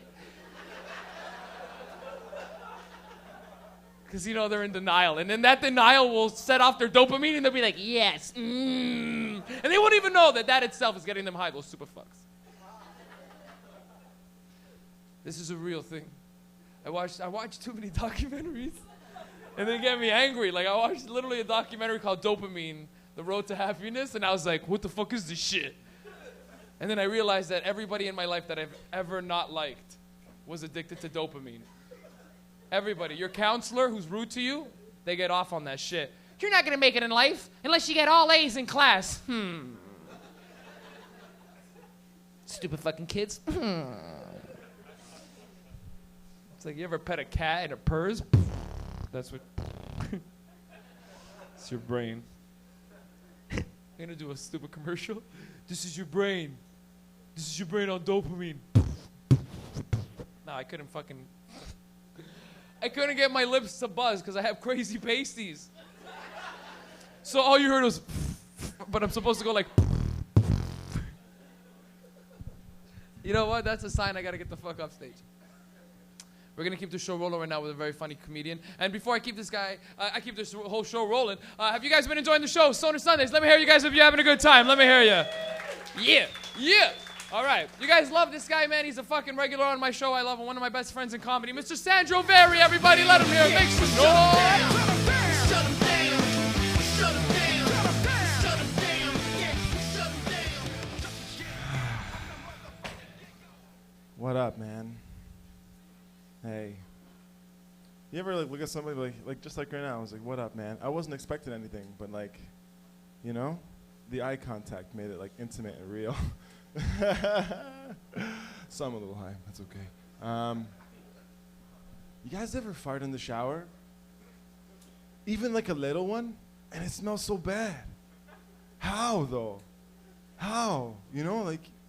It's disgusting. It's something about, and like it stays there because all the hot steam, it just like, you're just like showering, you're like, oh my God, maybe more soap will make it smell like lavender, but it doesn't. What is that? Is that what it is?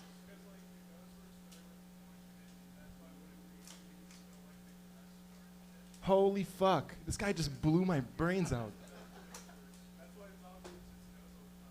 I wish you were here with a microphone. This guy's like Bill Nye of my brain right now. That didn't make sense. So he's like, I'm Bill Nye. I guess your nose, because it opens you up, right? Because all like that's why when you shower and you have a cold, your nose gets all runny. I get it. Fuck yeah. I just got smarter, guys. It's the best. Fucking Vapor Central, man. You get high and you learn. It's better than school. Skip school, come to Vapor Central. Fucking talk to this guy. But really though, go to school. What's up, lady? How you doing? You fart in the shower? Sometimes. That's the best. You ever try to like sneak a fart, but it makes such a loud noise in the washroom, and everyone knows you went to the washroom to fart? Like, I should just fart out there, man. It's embarrassing. Fuck. What am I talking about? Stupid farts. So stupid. And especially from all these girls. All kinds of girls here. It's so embarrassing. Oh, fuck, man. Girls. Can we give it up for big girls? Yeah! Love them big girls, man. There's something about them. It's mostly because they are the best at giving blowjobs, right? That's what's up. If you've ever been with a big girl, you know what it is. But you have to have been with a skinny girl to know that, like, the big girl's what's up, right?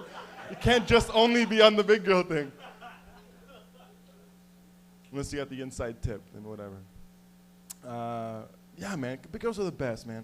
Because, like, obviously, they don't get those same complaints you get with those skinny girls. Like, I don't know about you, but, like, you're pretty skinny, you know? So sometimes, like, your skinny girl's like, oh, my jaw's tired. Oh, it hurts. Oh, I got to stop. No, you don't get that with big girls, man. None of that, because that jaw's working all day, working overtime. You chewing, you know what I mean? Strong. That shit's fucking strong, man. I love it. And they always swallow, because they're always hungry. You know what I mean? Fuck yeah, baby. Get it. Don't worry, it's good calories. Go on.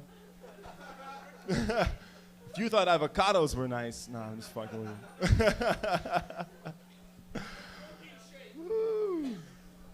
That's too much. But for real though, this is mostly for dudes, man. There's a couple over here, mostly in the room. You guys ever wash your dick in a sink? Couple, yeah. Oh, fuck you! Like you haven't. Get out of here. Every guy has done that at least one time. You know what I mean? It's like a rite of passage for being a man. It's a thing, you know? Like you didn't know you were gonna be so smooth at the bar. You went out in your sweatpants. You know what I mean? You didn't know. You're just going out for one drink, and all of a sudden you're in this girl's house. You can't hop in the shower. It gets all steamy. You're asking for a towel. What the fuck is going on here? No way, man. So what do? You just fucking hit the sink. You get the hand. Try not to use the hand soap though. Don't use the hand soap because they know what it smells like. You gotta like find one of the roommates' fucking soaps or something in the shower. You know? Open up that curtain. Fucking use the Head and Shoulders or whatever. Tell her I took a shower earlier, baby. Don't worry about it. Oh, fuck. This girl's like clutching her fucking chest like, oh my God, you're disgusting. Ew. Ew, you're fucking gross. But the thing is like, I know girls do that shit too. Like, I've had girls come over my house and all of a sudden the water's running. Like, excuse me, I can go to the washroom. And they like scurry off and the water's just running for a while. And I just hear splashing like,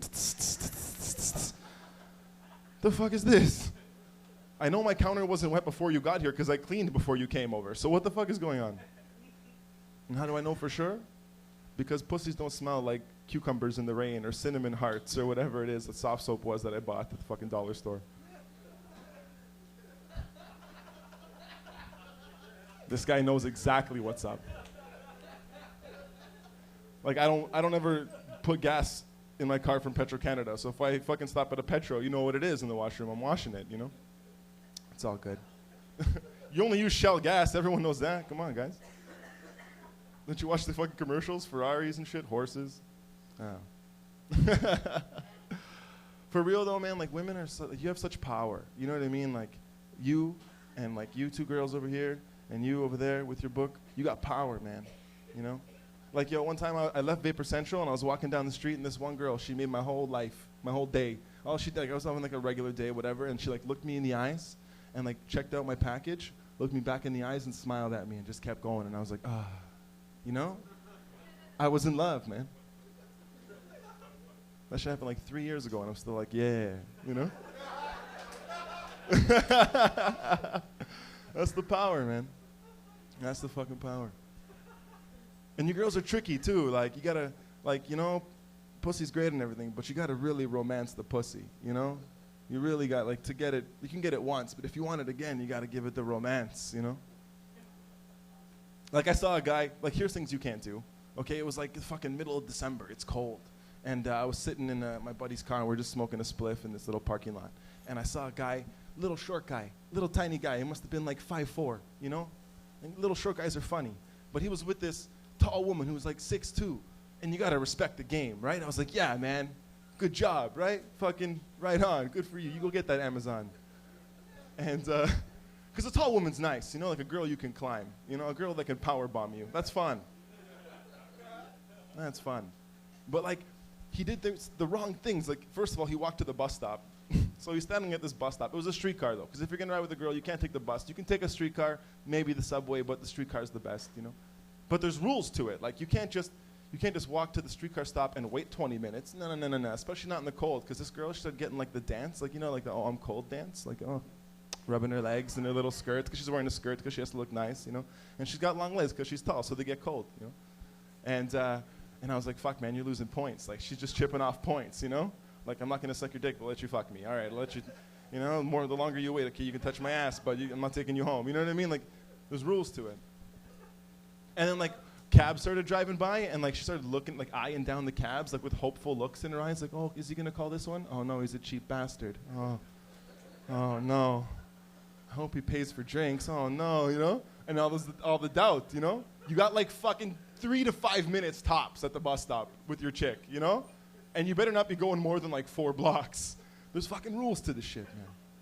If it passes 5 minutes, like, the ideal is you walk to the bus stop as it arrives and you don't even break stride and the fucking door's open. You know what I mean? And you're holding 2 Metro passes and you're like, it's the best. Other than that, though, man, it's like taxis or like planes, jet planes, private, chartered, you know, limousines and shit. Fuck. Girls are tough, man. Ah, fuck. A bitch that smokes, a bitch. That's rude. I listen to too much rap, eh? Okay. A girl that smokes weed is the best, though. I gotta say, man. That's my favorite thing. Like, when a girl, yeah, man. Like, when a girl walks by you, like you're in, like, a mall or something stupid, you know what I mean? Or you're just, like, on the street and a girl walks by and she just smells like weed. You're just like, who are you? And I follow them, you know? Home, late at night, through a dark alley. That's not true. But maybe. Let's see. Let me look behind you when you get home tonight, ladies. If I'm there, let me in. And let me use the washroom so I can clean up. Anyways, my name's Sandra Vare. I got to get out of here. Here's Mike Rita. Peace. See, they got me straight going off, yeah, going buck wild, swinging on the paparazzi. Give it up to old Central Valley! All right. Hey. Ladies and gentlemen, Sandro Very and I one time did a crazy show in Montreal where he and I, well, he brought me to fucking, god damn it, he just brought me to fucking Montreal and he sold out a theater pretty much. It was fucking insane. But I was smoking a cigarette outside before we went and did the show. And I don't know if you've ever been to Montreal. Montreal is like bilingual crackheads. Like crackheads will walk by you and yell at you in English and French and you know. And a crackhead comes by me in French, and I don't understand French. I have high school French like all you fuckers, you know, like, you know, il, elle, you know, and that's it. That's literally it. It's nous, vent and shit. Oiseau, that's a good one. You know, une oiseau, très oiseau. Oiseau's a fucking, bird, you know? Oiseau? No, okay. Regardless, I don't know if you guys ever got to use your fucking French, but there's a great story, because Sandro and I were in Montreal, and a fucking crackhead yelled at me, and I knew he was asking me questions. He was like, and I couldn't understand what he was saying, but I could tell by the rhythm, and I just went, oui. And he went, okay, and he walked away, and it was the fucking coolest day. I got to use my high school French, and I crushed it. Oui. Okay. You never forget that noise in your head, you know? Okay. Like the relief. Are we going to sell this couch in the front? Do we have people who want it already? We got people coming? God damn it. I like selling it like, yo, who really wants it though? I'll give you $10, bro. I like how quiet it gets in here. You guys hear that? If police came in here right now and the lights were all off, they would not know there's anyone in here. Except for a couple of people who can't hold their cough back, you know? You know, imagine the cops just come in, just be as quiet as you can. Hey, nobody move! See what I'm saying? There'd just be one guy who just couldn't, he just gets scared and would take a deep breath. And the police would be like, I know there's one person in here.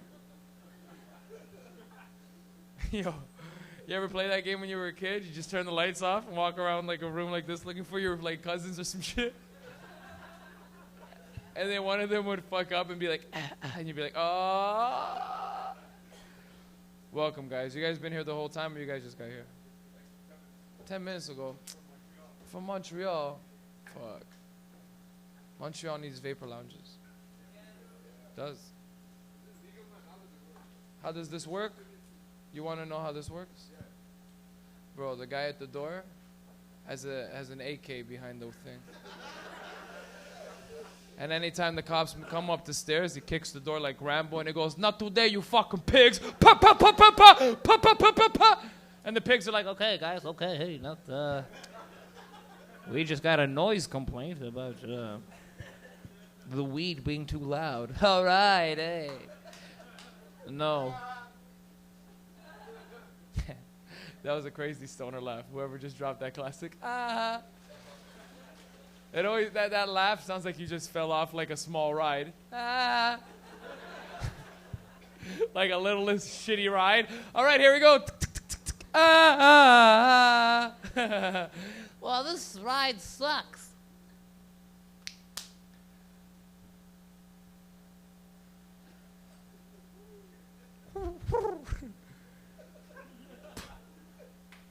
The bird's tripping.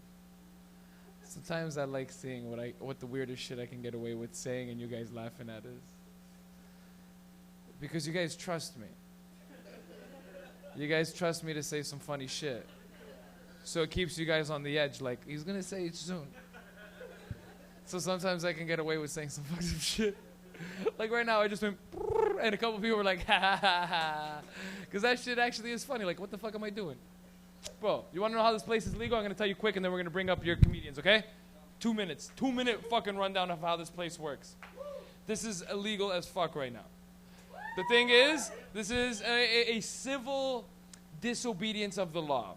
We know, Chris, what's a perfect word to put it in? You always say it really nicely. I'm doing okay?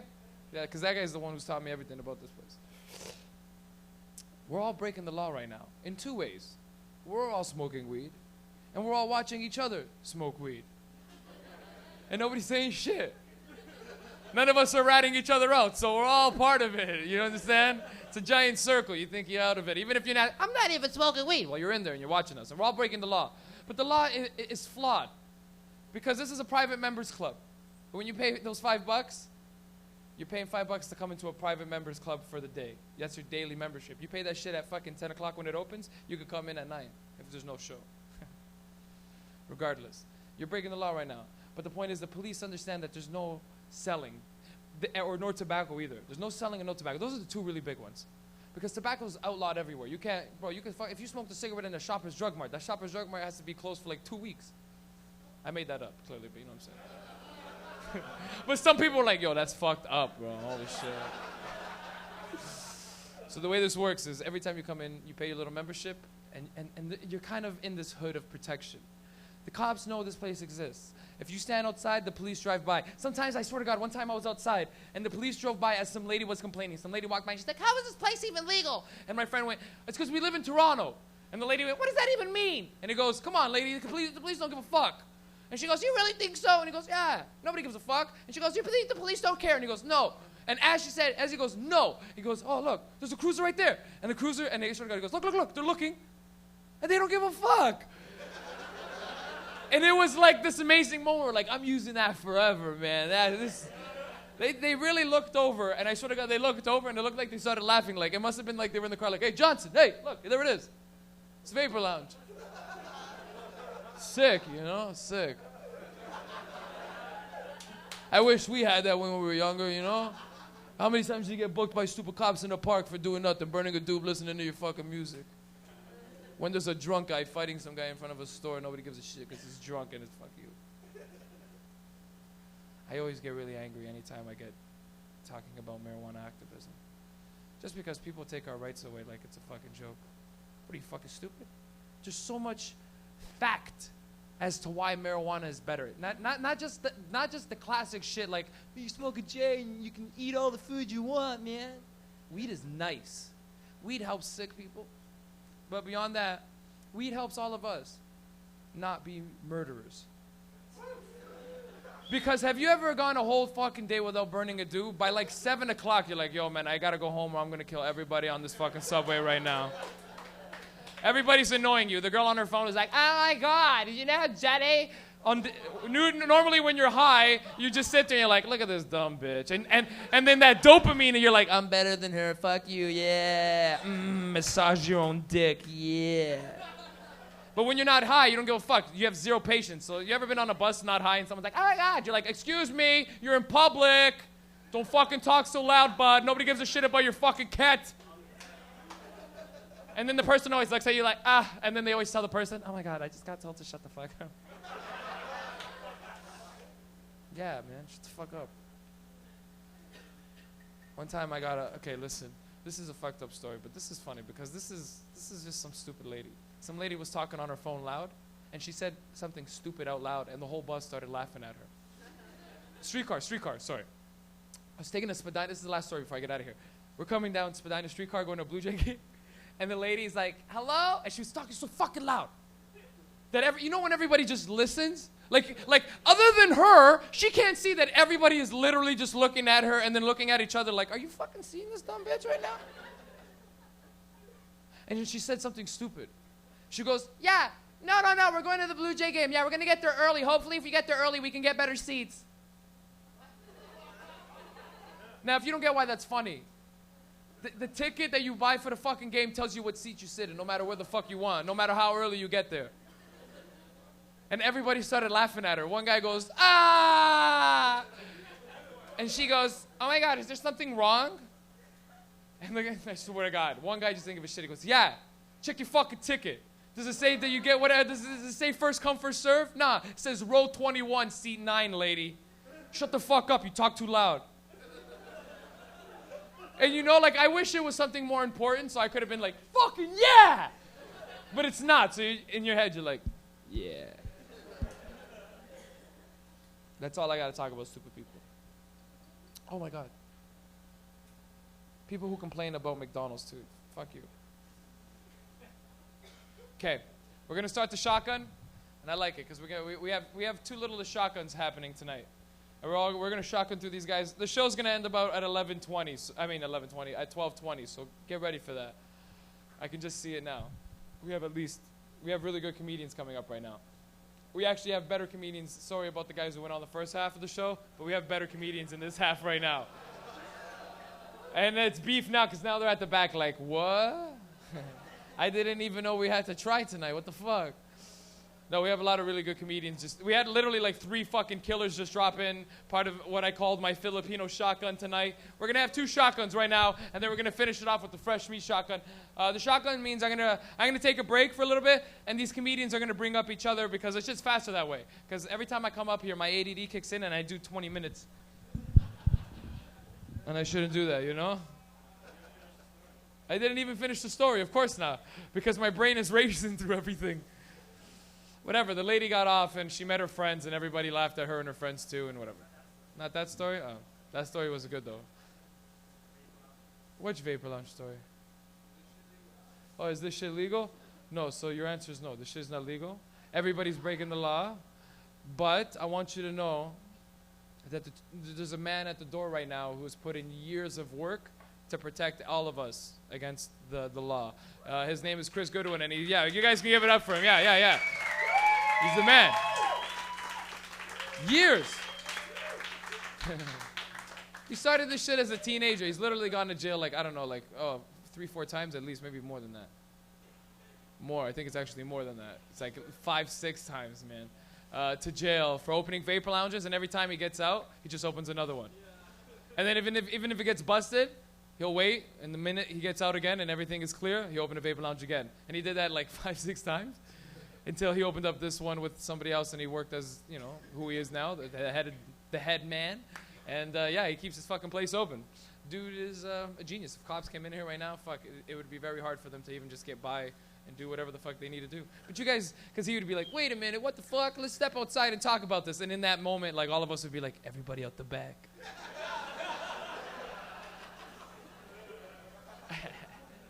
And potheads are dying to be like, yes. I hear people laughing outside. I hope it's at my joke. If it's not, fuck that, yo. So, without further ado, your first comedian of the shotgun tonight, I thought it would be special to bring this guy up. So you guys aren't going to see me for another 15, 20 minutes maybe. But until then, I want you guys to give your first comedian of the shotgun tonight is his 3-year anniversary in comedy, Mr. Dave Burke. Everybody, let him hear it. Make some noise. Hey man, Mike Rita, everybody. Give it up for Mike Rita. Yes, it is my 3rd year doing comedy. I'm happy to be at Vapor Central, guys. Give it up for Vapor Central. This place is awesome, right? It's very cool. Oh man, I'm having a good summer just because it wasn't the spring that I had. In this spring, I got mono, and then I got audited, which is weird when you're not getting laid and you're broke. I don't know why I got either of those things happen to me, but I got mono in the middle of a dry spell, everybody. Just smack dab in the middle, and it's just not fair. I can handle the dry spells. I'm a bit of a sexual cactus. But to get mono in there, that's weird. That's not fair. And I got audited. They want $250, and last year I made 24 grand. 24, when you make 24 grand, they should just be happy that I did my tax return myself. I mailed it in. They should just be proud of that. There should be a cutoff where you can do your tax return in crayon if you want to, Just send it in, right? There should just be a line that they draw, and they're like, if you make under this, you could just poop in an envelope and send it in. Be like, that's my return, And we'll work through that with you. But, no, $250. They'll get it because I'm working. I had to go out and buy dress pants for this job. It's a dress pant job. And pants... I'm not great with pants. I learned what an inseam was, last week. I'm 26. Do you guys all know what an inseam is, or, you all do? Everyone's just, okay, so I'm retarded. That I made it this far and just found out what an inseam was. And I went up to the nice lady in the pants department. I was like, look, this is a stupid question, but what's an inseam? And she just looks at me and she goes, "That's not a stupid question," which is exactly how you answer a stupid question, you know? And she was like, "It's just the inside of your leg, just the seam on the inside of your leg." I was like, "This is fashion. This is like law. They just make up these fake words so that only they can do it, you know? If they just called the inside leg, I would have been good all these years, you know? Inseam. Because I didn't know what to think with inseam. I was like, what, like the inside of the pants? Like dick? Are we talking dick seam? Is that what that is, you know? In that case, give me a 40. I have a giant inseam. She was like, "No, you're like 5'10", sir. You're 30. Get out of the pants department." So I got pants. And when you start wearing dress pants, things start going for you. I got a date last week. Thank you, everybody. I know, a big moment. We went to a movie. Don't recommend it. If I stay, wouldn't go. I'm not going to talk about the movie tonight, though. I'm going to talk about the circumstances of the movie. We went straight to the movie from my work, and I still had dress pants on. All right? Now, I haven't been on a movie date in a while, but we were holding hands, and then we started to kissing, you know? And I got a bit of a Hafner going on, right? You guys all know what I mean when I say a Hafner? I mean a half boner, right? And that's fine, I guess. The ladies like to see a bit of a Hafner. They're proud of that. But in dress pants, this Hafner stands out like nothing else, you know? It's the worst, man. Have you had a dress pants Hafner before? Right. Now, you got nice jeans on tonight, right? Yeah, those are going to hold a Hafner down, right? Dress pants, it's like having tissue paper on, you know? This is not fair. Swim trunks, right. Wet swim trunks. Give that a Hafner and Yoda there, you know? It's just not right. And it's a shame to waste a Hafner because it's usually such a nice thing, you know? Like maybe you're at home watching the Marilyn Dennis show, you know? It's a beautiful Hafner. She's a nice lady. It's just weird when you're in public, you know? Maybe you're at the First Choice Haircutters, right? That First Choice gut's just bouncing up against the back of your head. You know, 3 or 4 bounces, you got a Hafner going on. You got the hair skirt there. A lot of stuff can happen, you know? This movie theater Hafner was not good because she might have been happy to see it, but in my head, I know she saw it and she was like, "Oh, no. You think we're having sex? It's not happening." That Hafner can turn into blue balls. I'm 26 and I still get blue balls. That's weird. Does anyone else get blue balls? Yeah. All right, sweet. Oh, man. Mike was talking about McDonald's. I do love McDonald's. I used to have an apartment building with a McDonald's in it. That was crazy. You start to feel like Richie Rich when you have a McDonald's in your place, you know? Just hop in the elevator and go on down. But I started to feel guilty when you go there 2 times in a day, you know? Pop down for lunch and dinner. And the second time I go down, usually pretty high, I'd be like, "Oh, man, what if someone calls me out?" That's what I'm worried about. What if some guy at McDonald's is like, "Hey, man, I saw you here for lunch. It's not a good life you got." You know? I was really worried about that, so I thought up a defense. If anyone ever called me out at McDonald's, I would have been like, "You know what, man? Great observation. I was here for lunch. But my girlfriend, she had a long day at work. I'm just being a nice guy, bringing her up a meal, you know?" Perfect defense would have diffused the situation, but it's really fucking sad, guys, because lying about going to McDonald's twice in a day and about having a girlfriend, you know? It's weird. Thank you. Thank you. I'm going to move on. We've got like 1 million more comics tonight, and there's a bit of a shotgun. I'm the first in the Filipino shotgun you're about to see, so enjoy that. Hey, guys, just give it up for Mike Rita, everybody, in Vapor Central. It's an amazing place. Thanks for listening to me tonight. I'm going to bring up Daniel Sanker, everybody. Give it up for Daniel. There he is, old Danny boy.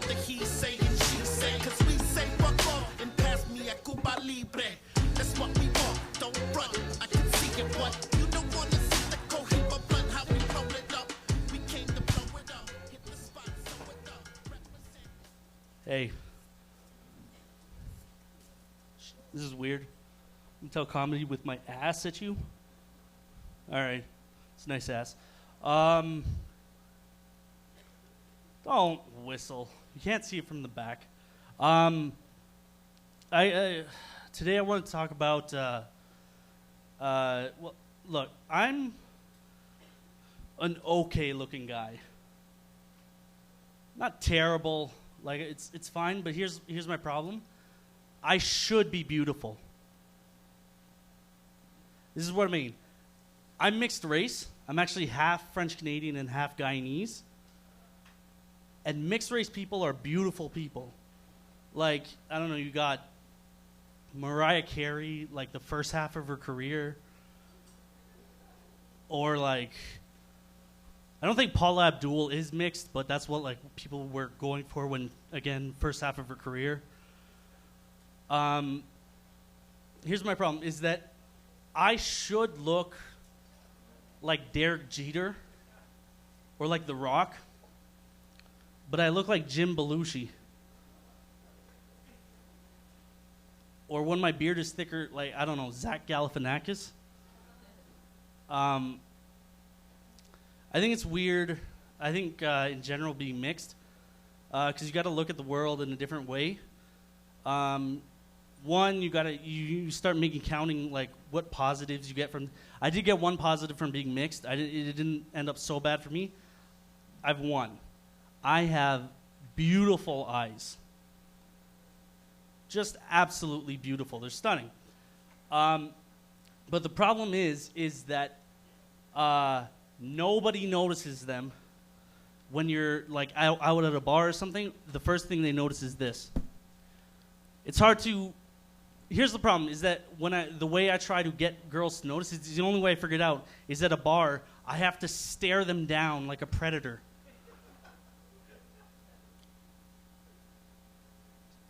And that doesn't work either. They know their first thought is, "Oh, he has beautiful." Why is he staring at me? What else about being mixed? It was weird. There's a lot of I know I'm not that dark right now at this point in my life, but you actually, it's weird being mixed. You start out really white. Like I saw all my baby pictures, I was white as shit, like as a sheet of paper. I was so white, and like my dad's holding me, and it doesn't make any sense. Like I'm sure he had some questions for my mom or something, but I was so white. But then you get darker as time goes on. It's like being an X-Men, like a mutant. Like at first you're like everybody else, and then all of a sudden you hit puberty. You're a little darker, a little hairier, but you can dance well. It's nothing. All right. I guess I'll finish on this before I bring up our next comic. Is that it's also weird because sometimes you're in a group of white people. Because I turned out so white, it gets weird because I don't know if you know this, especially if you're not white, you're not going to know this. If they think you're all white, you're like an undercover cop in like a crime family. People say racist shit around you all the time. Sometimes about Guyanese people, it's weird. It's like they think you're part of the team, so they say things around you, and you want to say something, but then you kind of like being part of the team. Okay, that's all my jokes. I want to bring up our next comic. It's Chad Gibson.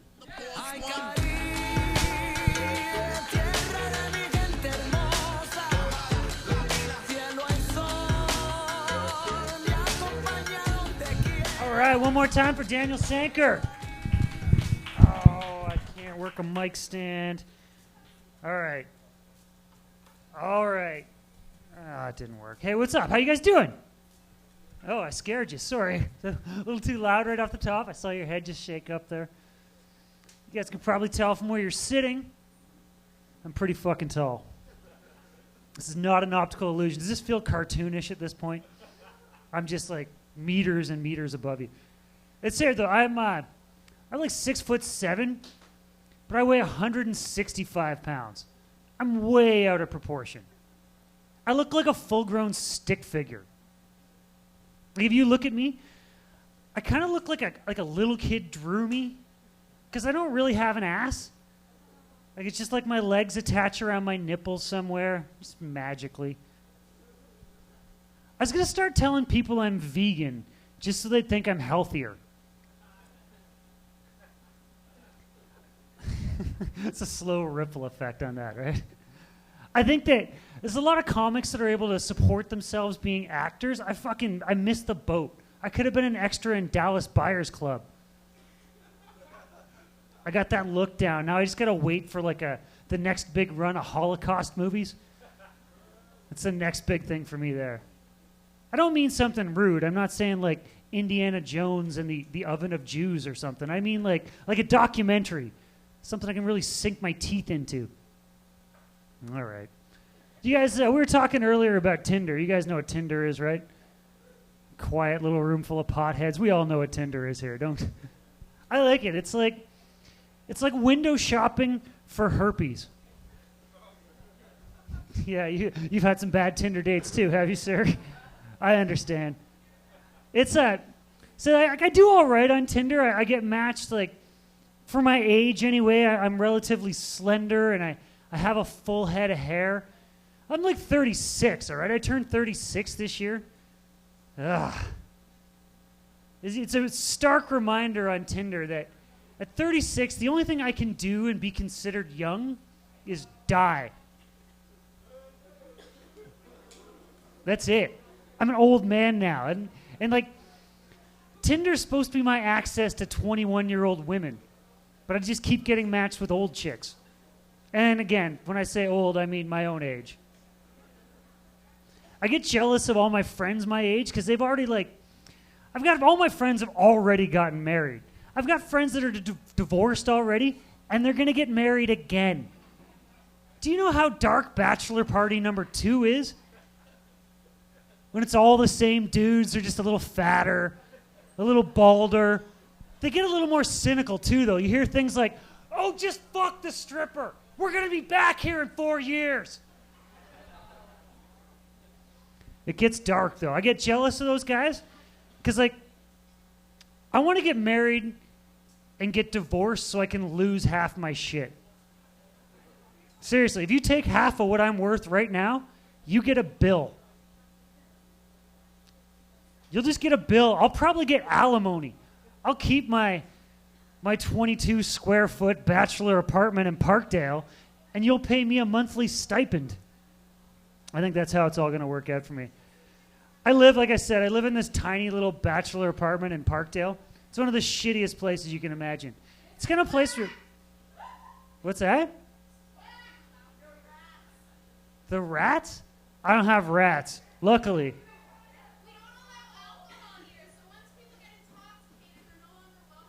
Oh. Okay. I missed something totally. Yeah, hey, fuck that. This is a safe old weed spot. I got a spotlight in my eye. Did I miss something? All right, cool. I get it. Okay, I'm going to tell you guys one more joke and I'll get the hell out of here. I live in a shitty little apartment, like I was saying, down in Parkdale. And it's so small that when I'm talking about my bedroom, I'm talking about a significant part of the kitchen as well. It's all one place. Like I heard someone talking about breakfast in bed as if they had somewhere else to sit. Like it wasn't just an option of breakfast in bed or breakfast on the floor. My thing though is the worst part about my place is that I've got a toilet and I've got a bathtub. And the distance from the back of the toilet to the bathtub, I've never measured it, but it's nowhere near this distance here. What that works out to is I do not fit on my own toilet.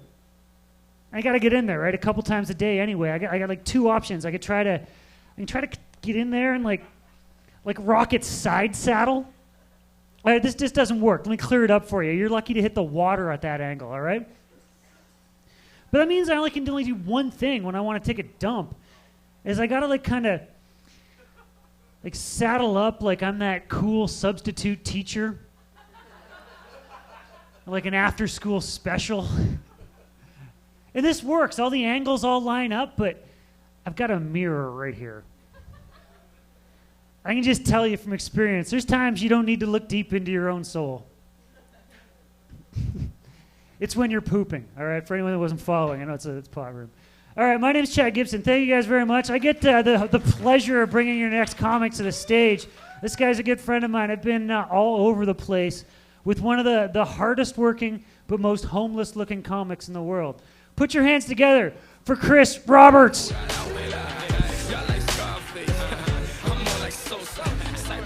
It's okay. It's okay. Chad Gibson. Chris Roberts is going to come up in a second.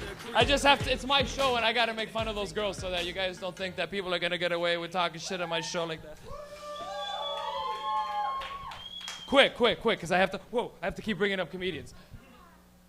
Those girls were so fucking funny because they were hanging here chilling, drinking, or at least they tried. They got it popping, and as soon as they opened the bottle, like, yeah, these guys were like, no. And they were like, wow, and then so they got to get out, so you have to leave. And it clearly says no refunds, because clearly you just can't have people come in here, drink, and then when they get kicked out, they're like, okay, we'll just get our money then. Because that would be a genius plan to just get your money back, hang wherever the fuck you want, and leave. You understand that?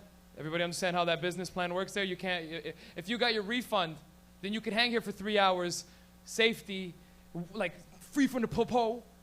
The popo, you know the popo? You can hide here for hours. Yes, because they got caught drinking instantly, right away. It's not even like they were like, okay, let's chill for a little bit, hang out, blend in. Let's just come be loud as fuck, laugh that we pop in a bottle, and then hope that we don't get caught. So this place was really fun until they got caught. And then as that girl left, she's like, man, this place is whack, whack. And you guys didn't hear because I'm over there and I'm like, yo, you sound like a duck. And she didn't get it. She was like, whack! And I'm like, exactly, thank you again. Whack! And just like, get out of here, duck lady, get out, get out. And then, but the best thing is, that's human psychology.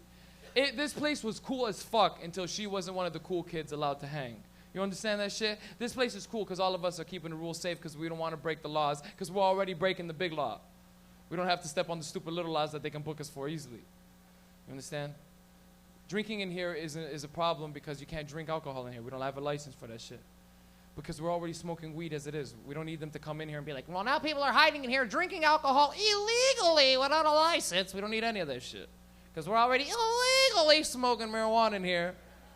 And we're loving it because we're so peaceful. The best thing was that girl went whack and everybody's like, shut the fuck up, get out, hood rat, hood rat. You guys are like a colony, you know? If somebody throws something, you guys are like, must form and protect. I swear to God, if somebody were to like get in a fight here with a drunk person, oh my God, I feel so bad for that drunk person. Oh my fuck. There was a drunk guy who got kicked out like 2 weeks ago. And he just got in Chris Goodwin's face for like 10 seconds. And then started trying to get physical with him. And Chris was like, yo, you can't. And then Chris, as soon as he backed up, 3 potheads just grabbed the guy and like rushed him out of here. And the best was, if you've ever seen potheads rush people out, it's exactly what you think it is. It's like a fucking Benny Hill skit.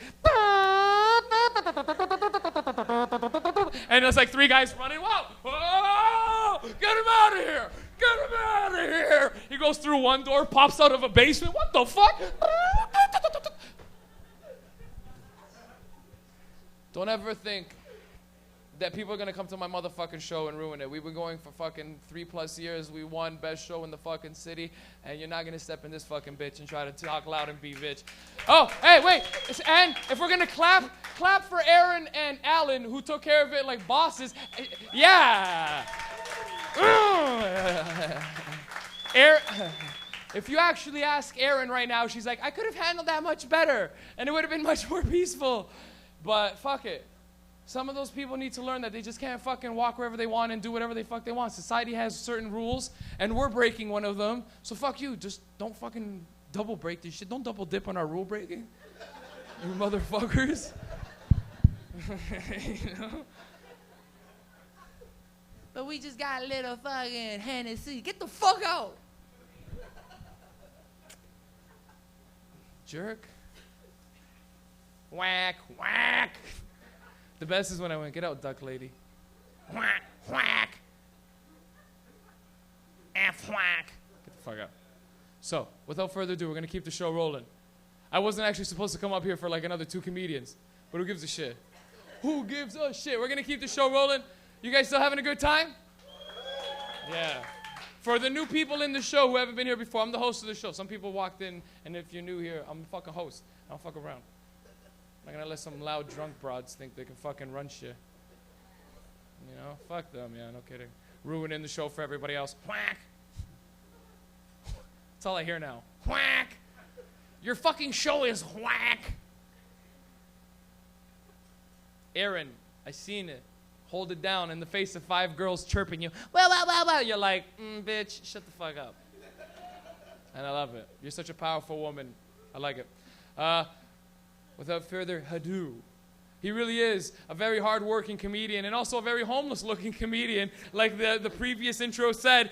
Give it up for a very funny comedian, guys. Let him hear Mr. Chris Roberts, everybody. Let him hear. Make some noise. Have some fun. I thought he was going to say humble.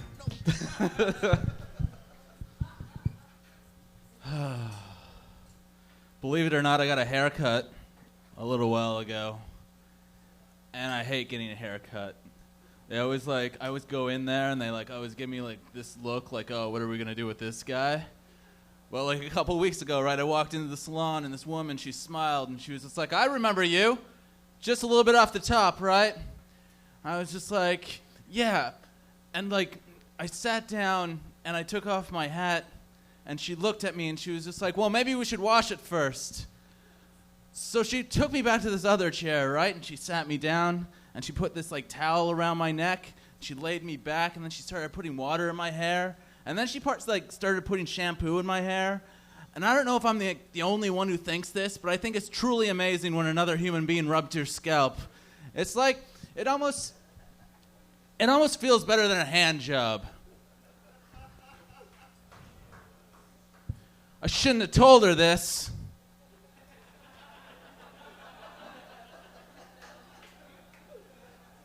Things got awkward, but it happened. Oh man, it's like I'm going through a foggy, you guys blew smoke in my face, and it was just oh God, this is terrifying. It's all right, man. Don't worry. I want to tell a story about my favorite pothead in the world. His name's Nevin. And he's just one of those guys who are always smoking weed all day long, but he's just he's a great storyteller and he's really energetic and he never misses a beat. And he's just man, he's just so awesome to just sit on a couch with and just listen to. And I don't understand it, how he can just smoke weed all day, every day, and just never just be a little bit confused, you know? It completely amazes me. But last week he tried a dab for the first time, and we hung out. And he wasn't saying a word. And I was like, this is weird, but whatever. And we decided to go out for lunch. We all sit down, right? And we're ordering our meals. And the waitress gets around to him. And he's just all I want is pie. And the waitress was like, what kind of pie? And he sat there for a second. And he was just apple. And it was one of my favorite moments for him because I've known him since high school and he's just never been like that. And I get that every single time. My other friend Isaac, it's a little bit weirder. I remember one night we were bored, Isaac and I. And I was like, Isaac, what should we do? And Isaac was just let's go find some cocaine. And I was like, all right, how are we going to do that? And Isaac walked out onto the street, and he looked to the left, and he looked to the right, and he was like, does anybody here have any cocaine? And I thought that was weird, right? But I joined him, and he started walking down the street yelling, does anybody here have any cocaine? And I'm sure cops saw us, but they probably were just no, not even crackheads are that stupid. So we continued to yell, right? Does anybody here have any cocaine? And finally this guy with a purse came out, and he was just I can find you some cocaine. And he took us to this Rainbow Bar, and he introduced us to this guy named Dale. And Dale took us back to his beautiful penthouse apartment where he had this gorgeous white cat. And I hung out with the cat, and Isaac went and got the cocaine. We went and got high. And the next weekend, the same thing happened, right? But this time Dale lived in a basement apartment. but he still had this gorgeous white cat, right? We went and got like the coke, and we went and got high. And next weekend, the same thing happened. But this time, Dale lived in Regent Park, and the cat was dead. And that's when we thought, like, you know, maybe cocaine's bad for you. But we still didn't learn our lesson, right? So we went back to, like, find Dale, but couldn't find Dale because Dale was in jail. So we went to the Rainbow Bar, but the Rainbow Bar was closed. And that's when we realized there's nothing gay about cocaine. It only leaves everyone a touch of sad.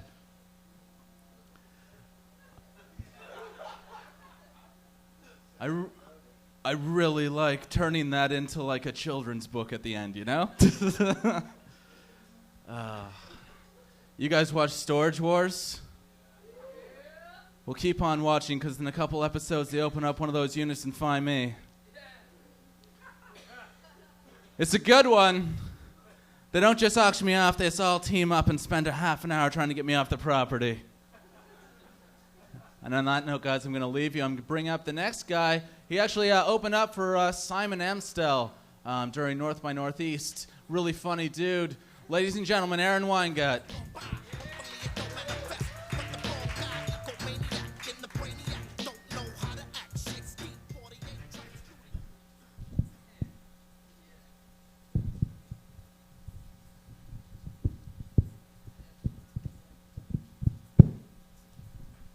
I don't usually do comedy high. I fucking hate doing comedy high. Like, really just for the same reason that I don't like being high in the day, like when I have things to do. And it's that I have no social skills, and it makes that worse. Like, there was this time I was high with some friends, and there was this guy there who I've met a few times before, and he put his hand out for me to shake it, but like I forgot how to shake hands, and so I just gave it 3 pumps. And then I had to avert eye contact because it was like I had just molested his hand.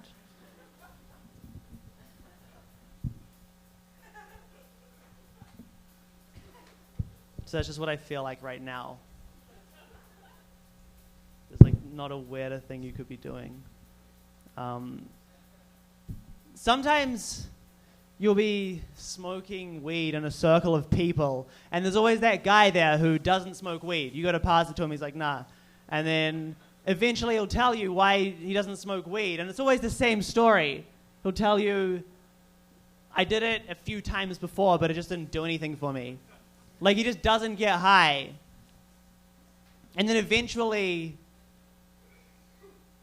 you'll get to finally smoke weed with him, and he'll just get high out of his mind.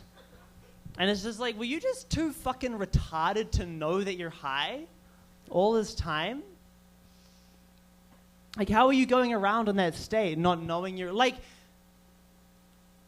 when I'm high, like if I'm with, like, my girlfriend and we do sex stuff and I have to start it off by kissing the neck and the tits, you always have to start it off that way?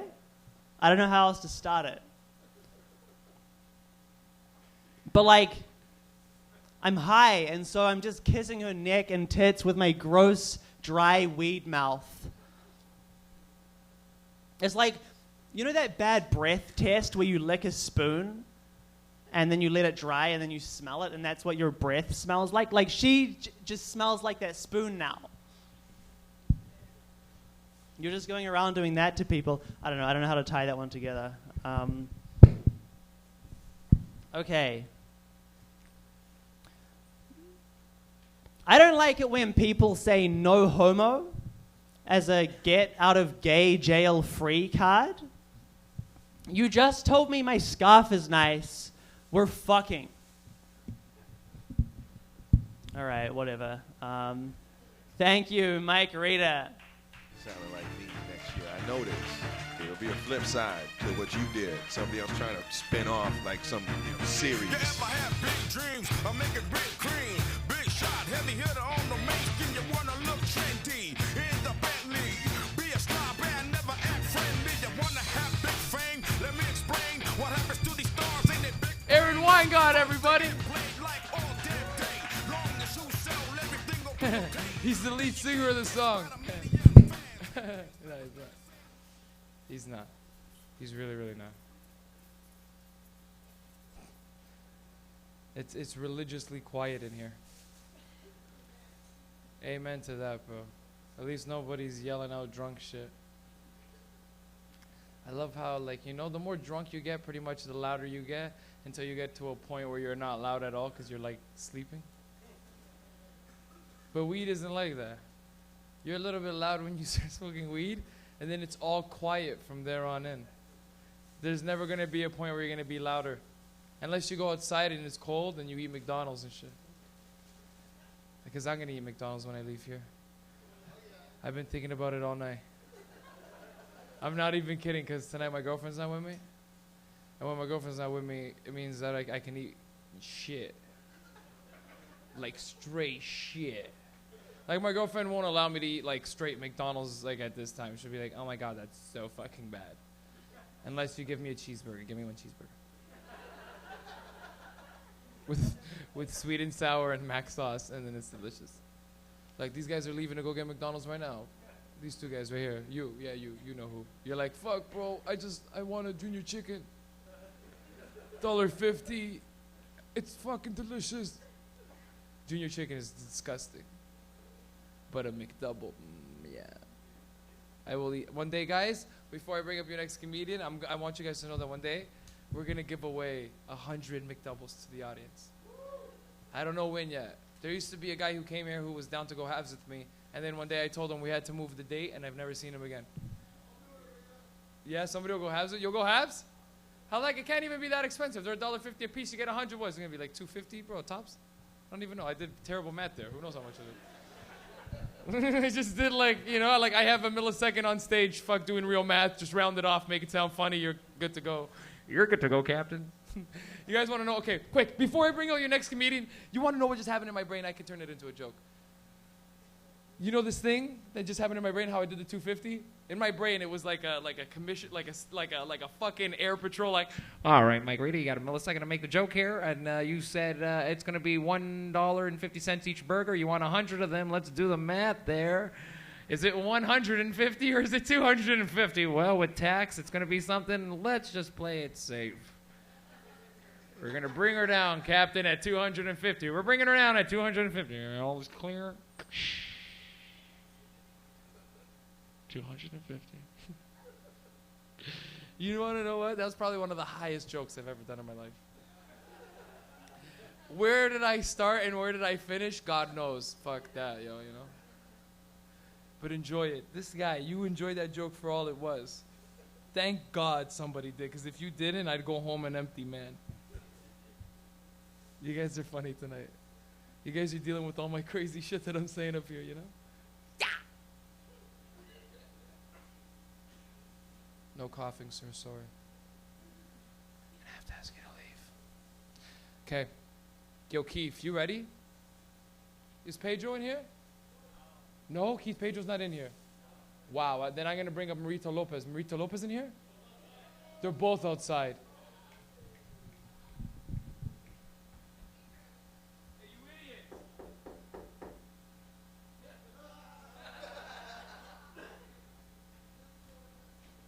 Maybe one of them's coming up. Clean up in aisle 7, Marito Lopez. None of those two guys are in here. Those are two energetic comedians. Oh, I thought there was someone knocking on the window. It's a fucking grind.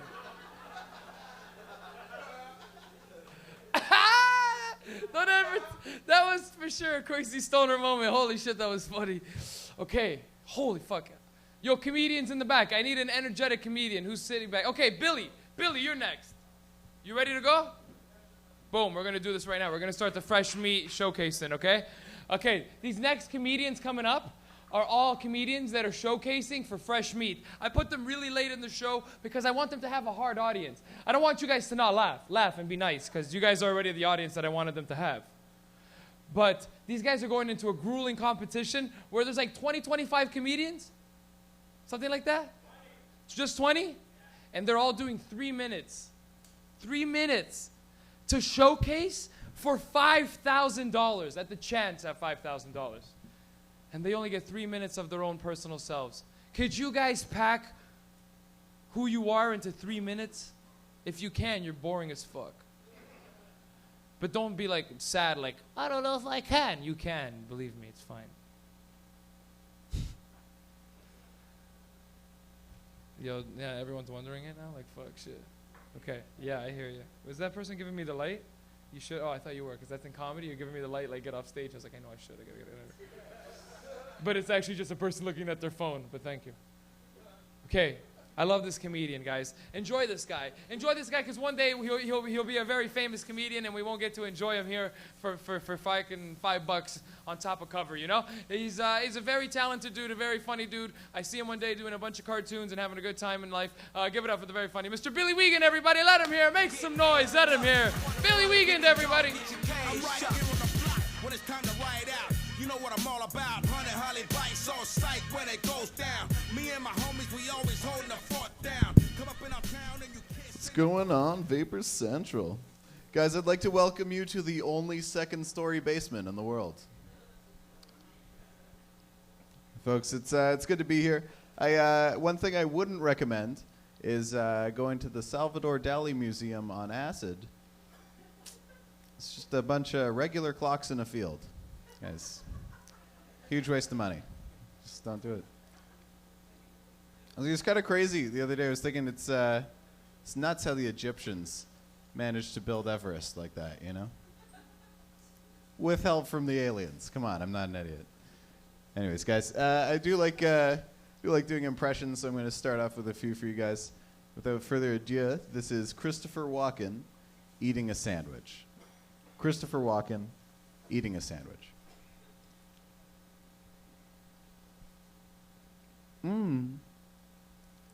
Thanks, guys. This is Adam Sandler singing a song about milk. I went to the store to buy some milk, which I will pour on my Shreddies and Cheerios. Thanks, guys. This next one is a little strange. This is Snape from Harry Potter denying his homosexuality. I am not gay, but Mr. Potter, stay after class and polish my wand. 5 points to Gryffindor, 10 points to Gryffindor, 20 points. Oh, man. It's so creepy, guys. Oh, man. I was thinking the other day, Morgan Freeman is just such a baller. You know, he's just such a cool dude. But I think he's so charismatic that he's making writers lazy. You know what I mean? Like, every time you hear him, it's something like, do you want to buy things without using cash? Try MasterCard. Yeah. What? Who are you informing? That's not really any new information. I don't know. Like, you ever see March of the Penguins? He barely says anything in that whole movie. Like, it's all just, now, as these penguins go on their journey, doing what they do, it must be on foot, as they have wings but cannot fly. Thanks, Morgan? I don't know. What are you telling us? That March of the Penguins is about marching penguins. That's not really providing anything. I don't know. I think just with that voice, though, he could walk down the streets of Toronto and describe what he sees. It would still be amazing, right? Like, now, as this crackhead tries to open a can of tuna using only his bare hands, he will eventually give up, but not before urinating upon it as an act of dominance. Visa. Anyways, guys, I'd like to leave you off with one last impression. So this is my impression of Family Guy. Well, hey there, Chris. Looks like you got something down there. All right, what do you mean? I think you dropped something on the floor. Why don't you just bend on down and pick it up? I really don't see anything. There's something on the goddamn floor. Hey, Joe. Hey, Cleveland. Peter. Oh, hey there, Peter. Giggity, giggity. Oh, hey, it's Quagmire. What y'all been up to? I just had sex with Joe's wife. Giggity, giggity, giggity. All right. Very funny, Quagmire. You're joking, right? Quagmire, right? That's it. You're going down, scumbag. Yeah, Quagmire. Ugh. Ooh. Ugh. Oh, jeez. Ugh. Hey, Mort, what you doing? Ugh. Ooh.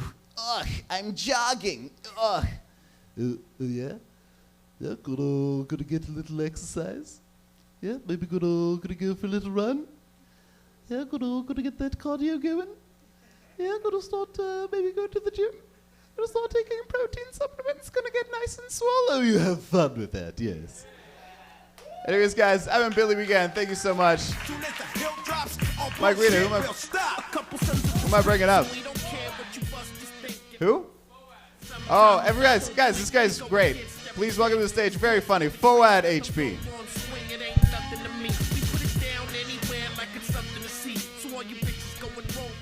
Billy Wiegand, everybody. Billy Wiegand. Woo! All right, guys, my name is Fouad HP, and a couple years ago, I was in BC, and I met some people, and they're like, yeah, I'm from Toronto. I'm like, that's cool. I'm also from Toronto. What part of Toronto are you from? They're like, Peterborough. I'm like, that's not. That's not Toronto. So I've come up with a system you can use to figure out if you're in the city or not. Just go to Tim Hortons. If there's white people working there, you're not in the city. Except for Brampton. Brampton is the exception, not the rule. So you guys, I work with a pretty homophobic individual, and he prides himself in his gaydar. And a couple of days ago, a very flamboyant homosexual man came into our work, and he's like, hey, Fouad, my gaydar's going off. And just to mess with him, I'm like, is that when your dick gets hard? Yeah, I didn't like that. And about a month ago, I was at a club, and I lost my watch. I'm like, oh, man, that's fucked up. I'm never going to find it. But you know what? It can't hurt to try. So I started looking around. Sure enough, I found it, but there was a dude standing on it. It's not even the worst part. He was being very hands-on with this girl, and she was having none of it. And when she finally made herself clear that she wasn't having it, he slapped her. I'm like, oh, man, that's messed up. So I jumped on his back, and I choked him unconscious, because you don't do that. You don't hit a woman. Not on my watch.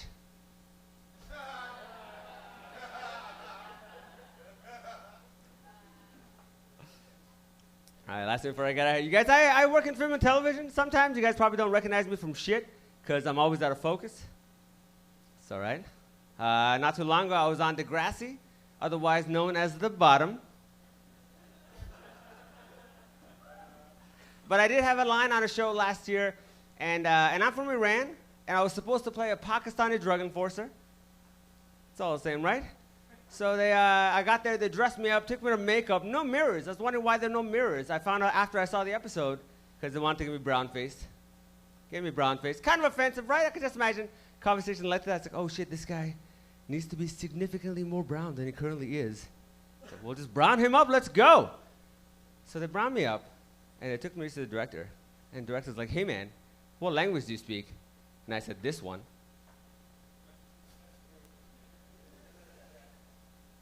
But also Farsi. He's like, oh, cool, Farsi. Can you say nobody move? Put your hands up. I said, put your hands up. And I wanted to say, look, Mr. Director, in Pakistan, they don't speak Farsi. They speak Urdu. And depending on where you are geographically, they might speak some Pashto, maybe some Dari, maybe some Farsi, but you're pushing it. But what I actually said was, and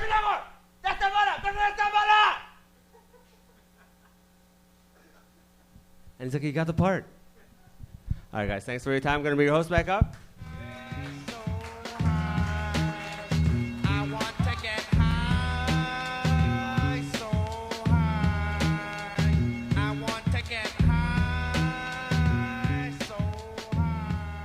Yo, Fuad wasn't talking into this microphone. The fuck? Yo, are you leaving, bro? Okay, be safe, bro. Nah. Okay. I know it's late and you're like, for real? Is there anybody left? There is. It's 2 more comedians, 2 little list Filipino comedians. And they're gonna fucking blow your minds at how funny they are. One of them is fucking a hilarious one-liner, and one of them's gotta be one of the best fucking joke tellers in the country. I'm gonna bring them up quick for you guys before we get out of here, and we might even give away a little prize pack for fucking like snacks at the back. It'll be sick. Yeah, we'll figure some shit out. Okay, let's do this. Without further ado, one of the coolest dudes working in the scene right now. His jokes blow my fucking mind, and he has also the funniest Facebook feed. This guy is the winner of the Mike Rita Award for the funniest Facebook feed, Mr. Ernie Vincente. Everybody let him hear it. Yo, so good.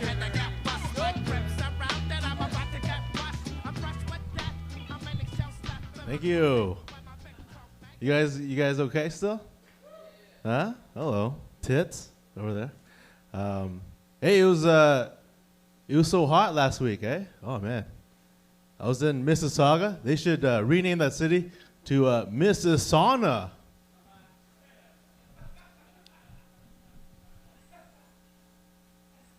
I got 50 likes on Facebook, all right? So fucking, you better like it, or else. Hey, oh, hold on. One sec. It's my girlfriend. She says, rub, rub, squeeze, rub, rub.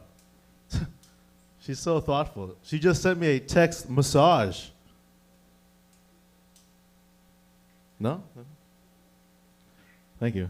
Thanks for the claps. But this girl, I used to date this girl. She was Chinese, right? And she was like, I was like, oh, let's go out. Let's go out. But the only Chinese thing I knew what to do with her was like, oh, let's go for bubble tea.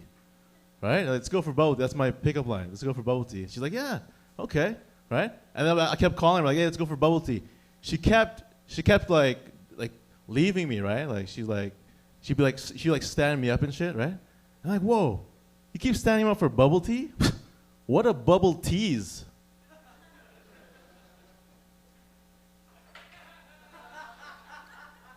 Obviously not bubble tea fans, these guys. Just leaving these tits here to myself. This is great. Are you Mexican? You look Mexican. Are you Mexican? Oh my God, I cannot afford these tits. How much are those tits?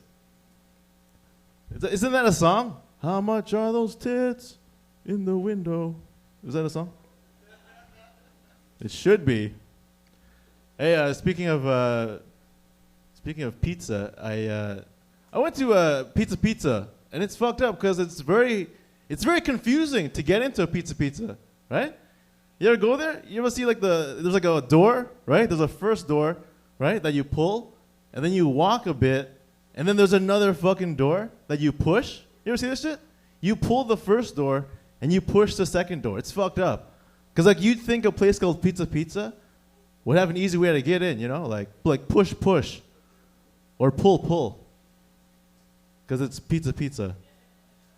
Not pizza donuts. Huh? Yeah, okay, all right, okay. Hey, I was on Tinder the other day, and when my girlfriend was at work, and what happened was, you don't know if they're real, right? If the girls look like their picture, right? So I was talking to this girl, and I didn't know if she was real and stuff, right? But I went to her house, and she opened the door, and she looked exactly like the picture, right? She had 2 tits and everything, right? I was like, this is wicked, right? And then, but the weird thing about that was I went to use her washroom, and she lives by herself, right? But I went to use her washroom, and her toilet seat was already up. You know, I was like, oh, this is weird, right? Maybe she pees standing up, you know? Maybe she has a dick, right? Like 2014, you know, things change, right? And I'm like, wait a minute. Imagine she did have a dick. You know, imagine we go to Boston Pizza, you know, things get crazy, and we get all drunk and stuff. I get back to her place, and we start making out, and then I start sucking her dick, and then I'm like, whoa, you have a dick. Talk about a Tinder surprise, huh? That's fucking. As long as Mike Rita laughs, that's all it cares, right? I don't care if you're not Mexican and I can't afford those tits in the window. Okay, anyways. Speaking of whores, I dated this whore one time. Come on, she was a stripper. Thank you. She was a stripper, and this girl, she's been around so much that she had so many diseases. Oh my God, so many diseases. I checked up her medical history on WebMD.com, and I printed it out. It's 10 pages long. I picked it up. I was like, whoa, what is this? An encyclopedia?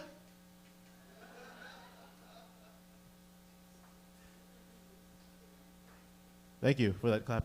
You guys have been amazing. Thank you very much. Bring back Mike Rita. Oh, here we go. Ladies and gentlemen, we are at the end of the night. It's an honor for me to bring this guy up because he's one of my good friends. One of the guys I looked up to, even though he's smaller than me. Please welcome the very hilarious Keith Pedro.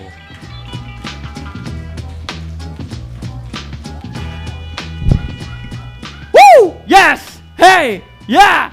Guys! What? Woo! Hey! Yes! I know! We did it!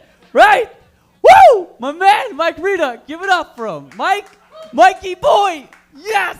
Oh, shit! What about Ernie, right? Ernie Vicente? EV Games. He ain't playing around. Woo! Yes! Shit, you do have great tits. That is for real. I bet you when you shower, your stomach doesn't get wet. Just oh, made you smile. Are you just as you? You're hitting that? Nah. Oh, okay. But you want to though. Oh, do you know that he wants to fuck you? Are you one of those girls who just have guy friends? Right? Because you're a pretty girl, right? How many girls here just have guy friends? Have a lot of guy friends. You have guy friends? Guy friends? Yeah, right? Those guys all want to fuck you, straight up. What the fuck is a guy friend? That doesn't mean, like, how many, right? Notice how the ugly girls didn't say, I have guy friends. No, because they don't. What? You think a guy is going to invest time? Fucking money? Is that a plan on an ugly bitch? No, he's going to respond to a girl he wants to fuck. You know what I mean? Like, that's crazy. I'm sorry, guys. Is that wrong? No, that's fucking right. That is real shit. It's not being wrong. I'm very observant, right? You have guy friends, right? No? Yeah. You know a lot of gentlemen. You have an accent. That's for real. Okay. You're like, I know a lot of gentlemen. Shit. You just made my dick jump. You ever do that? Make a guy's dick jump? You just did, bitch? Yeah, you just did that. Oh, shit. Okay, can I hit that? Nice. Where are you from? What's your country? Toronto is your country. You're born and raised in Toronto? You have no. Maple vanilla. What does that mean? You're a mixed wasp? Born in Canada, a mixed wasp. Okay, cool. Little bit of native. That's right. See, that's a good answer. You ever hear people say, I'm half Italian, half Jewish? I'm like, that don't make fucking sense.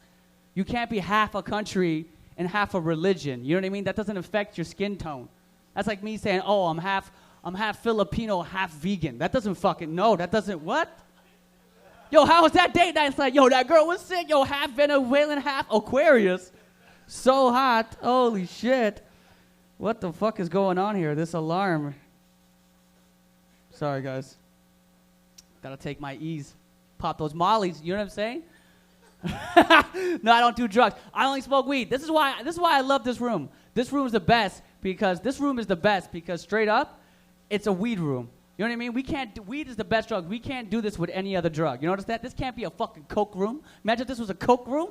People would be walking all over the place, going out for cigarettes, paying with rolled up bills. People hitting dabs in the back. Nobody sucking dick for crack. People hitting crack right there. There's dick sucking going on. People playing dice. You know what I mean? It's nuts. There's some strippers and whores there. There's a baby crying in the back. Like, it would be fucked up if this was a coke room. You know what I'm saying? It would be crazy.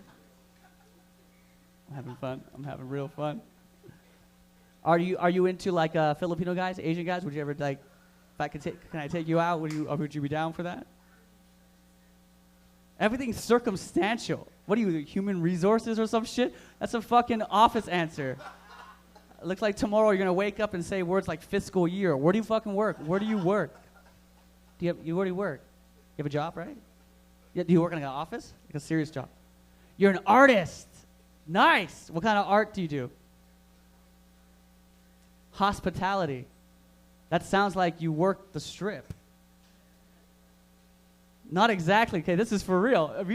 This guy's getting into this guy. He's got cocoa butter on his hands right now. He's ready to go. It's like, what? What do you mean hospitality? What? Okay. How many guys want to figure out what she does? How many round of applause? How many guys this guy wants to figure out? Am I embarrassing you? I'll leave it alone. Want to leave it alone? Okay, can I talk to you after though? Is that cool? Okay, cool. Yeah, it's circumstances. Okay, yeah, guys. So I totally struck out on getting ass on this. I tried to get laid and get a set. It's fucked up. See, Mike Rita, see what happens when you fucking put me on stage? I get horny and sorry, whatever. Okay. This fucked up my whole shit. I fucking, guys, I just sprained my ankle recently. Sorry, this fucking thing keeps going off.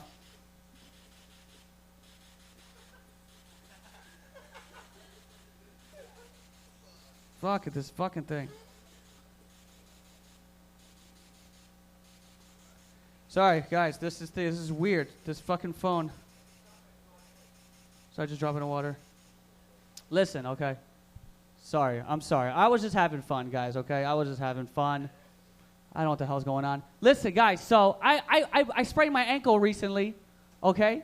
I sprained my ankle recently. When you're this short, you always fuck standing up. You know what I mean? Like I fuck standing up when I fuck, and it's not the best thing when I fuck standing up, you know, because when you're fucking standing up, what do? You're always smashing it missionary, right? It's always doggy style, right? Always doggy style. You don't fuck missionary standing up. Like, well, me, I'm short, so me fucking standing up doggy style is like, it looks disturbing. It's like fucking Caillou trying to climb a shelf, trying to get some fucking cookies. You know what I mean? I don't know. Fucked up shit, man. I'm a lucky guy. I got a beautiful girlfriend. My girl's in the back. Babe, stand up. Babe, stand. Yo, don't fucking look at her, bro. What are you doing? Don't look at her, bro. Don't fucking look at her. Right? No, joke. I'm not that type of guy. I'm not that type of guy that gets mad when my fucking girlfriend is like, you know what I mean? Like when some guys try to talk to my girlfriend. Like, you know, I don't do that shit. Like, if I take her to a bar or a club and some guy's trying to talk to my girl, I know where the fuck I brought her. You know what I mean? Like, that's exactly what's supposed to happen. You know what I'm saying? Right? You don't fucking get mad when you buy a boat and it gets wet. You don't do that shit because you know you made that fucking choice. So, right? But what me and my girl do is we fuck with the guy's head who's trying to pick her up. You know what I mean? Like we have this telepathic link. Like, we fuck with her head. This is what we do, okay? This is what we do. Like, one time, I was at a club. I was jamming out with my girl. And I'm like, hey, babe, what do you want to drink? She's like, yo, give me an amaretto sour. So I do the fucking amaretto sour. I go to the bar, I get the amaretto sour. I come back, and sure enough, some guy is looking at my fucking girl, trying to pick her up. So I interrupt the conversation. I'm like, yo, dude, this is your girlfriend, right? After I make the link with my girl to fuck with his head. So I'm like, yo, I interrupt the conversation. I'm like, dude, is this your girlfriend? He's like, no, but I want to take her out for dinner, though. And I'm like, all right, do you mind if I interrupt? He's like, yeah, go ahead.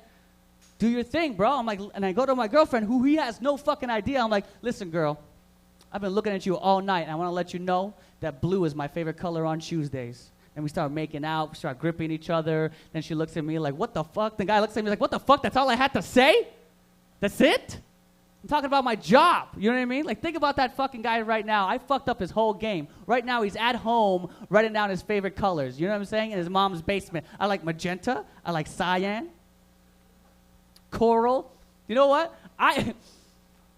One of my biggest fears right now is I don't want to have a daughter. You know what I mean? I don't want to have a daughter. I already have a daughter. That's crazy. I already have a daughter. But the reason why I don't want to have a daughter now is because strippers and porn stars take the best fucking names now for girls. They do. They take the best names. Like, I like the name Sophia. I went to a strip club. Fucking hottest stripper there was named Sophia. I was like, shit, that broke my heart and left me with a boner at the same time. It was fucked up, right? I was like, damn, right? I'm a big X-Men fan, so I like the name Phoenix. So I was like, yo, I'll name my daughter Phoenix. Turns out there's like 9 fucking porn stars named Phoenix. Like, what am I supposed to name my daughter now? Mallory? You know what I mean? Or fucking Agnes? Like, names that no one wants. Like, if I named my daughter Agnes, she's coming out the womb knitting a fucking quilt. You know what I'm saying?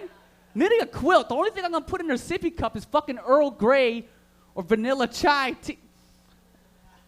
Guys, that's new. I think I'm going to keep it. I think I'm going to keep that one. It's pretty funny. Okay, let me end on this, guys. Let me end on this. I have a lot of multicultural friends, okay? I have a lot of, like, what's your background, dude? What's you, straight brown? Like, what's your background? Indian Portuguese, damn, what are you, a fucking station on Omni? Like, you're a fucking TV show? Damn, this guy.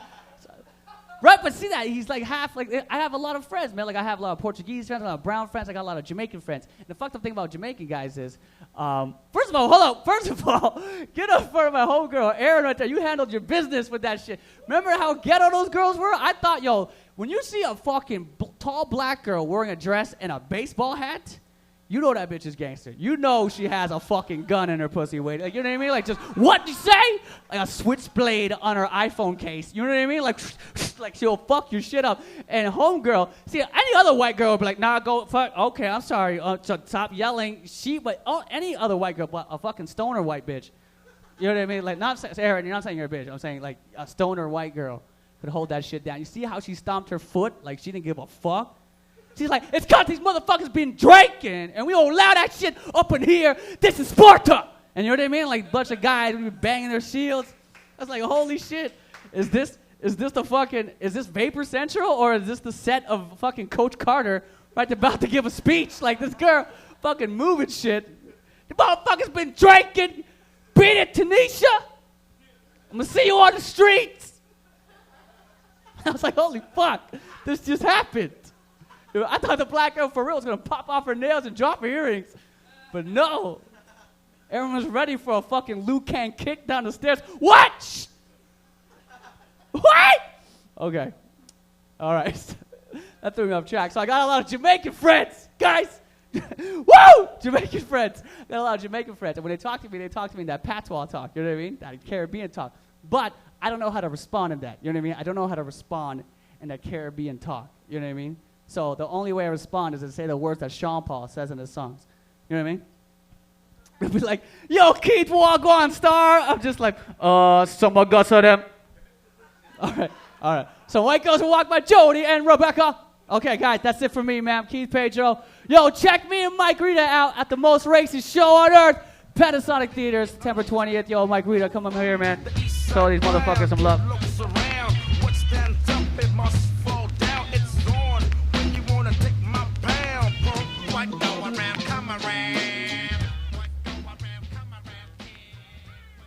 The toque's off, bro. The real hair is out.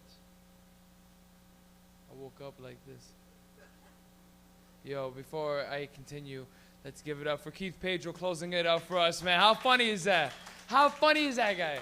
He performed like there was a fucking theater of people here. It's fucking, 30 people. Okay, wait. I wanted to thank you guys for being here tonight. Our trivia question is going to be a quick one. So, first one to answer it wins the prize, which is a $10 gift card to the back. So you get $10 worth of shit. Really all I'm going to do is going to give you $10 and say, yo, thank you for sticking around. So, today's trivia question is, what kind of t-shirt was Keith wearing? Who said Ninja Turtles? Some guy all the way down there? Holy fuck. Yo, get up here, guy. You want a prize. $10. $10, bro. Who is this guy? Some guy in a fucking hat. Congratulations, sir. You win $10. Thank you, sir. Yo, you already know. Thank you for supporting live comedy. Yeah. That guy's a supporter of live comedy. What can I say? Congratulations. It was $10 too. Fuck. He probably just looked right over, you know? This is what I look like with my glasses on stage. I just wanted to see quick. I'll never do this again. I hate glasses. On stage, because my glasses are shit. And they give me glare back. So I'm like, I can't even see the audience's soul. Because I look into your soul when I talk. I don't look at your fucking faces. Because they're all different, you know? But we're all the same inside. See what I'm saying? For real.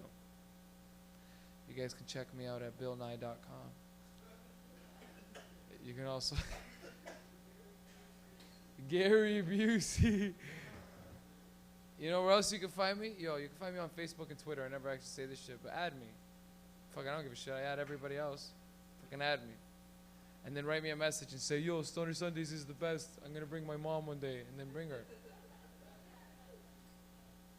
Yo, you should. See, these guys know what's up. Bring your friends. And bring your friends who don't even believe this place exists. Okay, wait up. Security, I have a quick announcement. Because of how late the show went today, I need you guys to do me a favor, okay? It's like 12:36. We were supposed to finish like 10 minutes ago. Clean up the tables if you're leaving. And we're going to, the place, it closes at 1, you know? So clean up after yourselves. Don't be jerks. The recycling bins are right there at the front. Help out the people and staff. Help out, if you're going to help out anybody, do it for Erin, who fucking kicked out those loud drunk people today in the face of danger. She was like, don't fuck with me, I'm a stoner, and get the fuck out. She was great, she's peaceful, and she helped us all tonight. Hey, thank you for sticking around for Stoner Sundays. I know it's like fucking 12:30. Who gives a shit? Thank you. Hey, thank you. All right, let's do it. Hey, good night.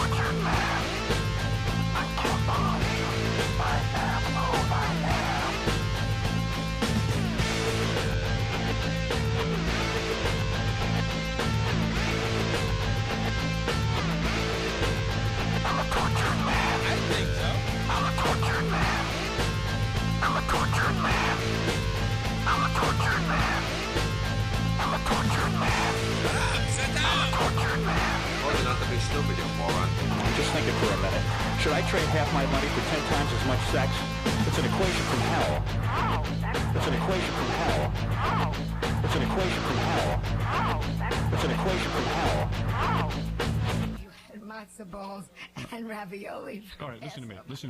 Makes sense. Listen to me. Yes, Howard. I don't care that David Brenner calls you mom. I am telling you that you look young and youthful. And you don't need... George Burns Take off your glasses. Take off your glasses. You look unbelievable. You look gorgeous. Yeah, Take them off. I can't. What do you think people are going to see? What do you think people are going to see? Wrinkles? So that I can go out with Judge Ito. What do you think? You think that you got... What are they going to see? Some wrinkles? Some wrinkles? You're an older woman. It's okay to have some Thank you, wrinkles. Howard. Wait till And the you become an lighting in older here is woman. terrific. Wait. Dorothy, have you seen the lighting? Go back and show Dorothy. You look great, Robin. Why, thank you. Go back and show Dorothy the lighting. Oh, thank you. All right. The book is great, and the best picture of you. You're a cute old bag, I said. Thank you. Is at All right, Howard's listen to me. birthday party. All right. Oh, that's me. Joan. That's you. Picture, that's me. Now, there you are. Oh, Joan, Robin. have you read Robin's book? I read it cover to cover. No, did you really? No, I bought it. Okay. You wanted to quiz her? I bought it. Did you read the part where Robin masturbates to Edgar's picture? Did you read about that? Your ex-husband, the man who, you lost? There's an unbelievable chapter on Edgar in there. Robin's relationship with Edgar. I read it, but yet I'm willing to forget. Yeah, it's unbelievable. No, you don't forget, you forgive. Everyone writes about Edgar. But anyway, of course, Joan Rivers. Joe, for forgiving me. Joan Rivers is in here with a pair of Rivers? Joe Rivers is in here with a pair of sunglasses that are bigger than her entire face. Drive-in movie Yeah, there's a drive-in movie theater on her I'm face. now getting Johnny Rivers fan mail. So they call me up from some stupid station. You look great. Take off your jacket and let me see your breasts. There. Wow. What'd you get, a lift? No, Howard. My breasts, was so high. Yeah. I have to have them lowered to No, look you look good. Yes. Have you had more surgery, seriously? No, I haven't had time. Obviously, it's very cold in here. Maybe we should raise the temperature. Is that right? When you showed me your silk shirt, there was something popping through.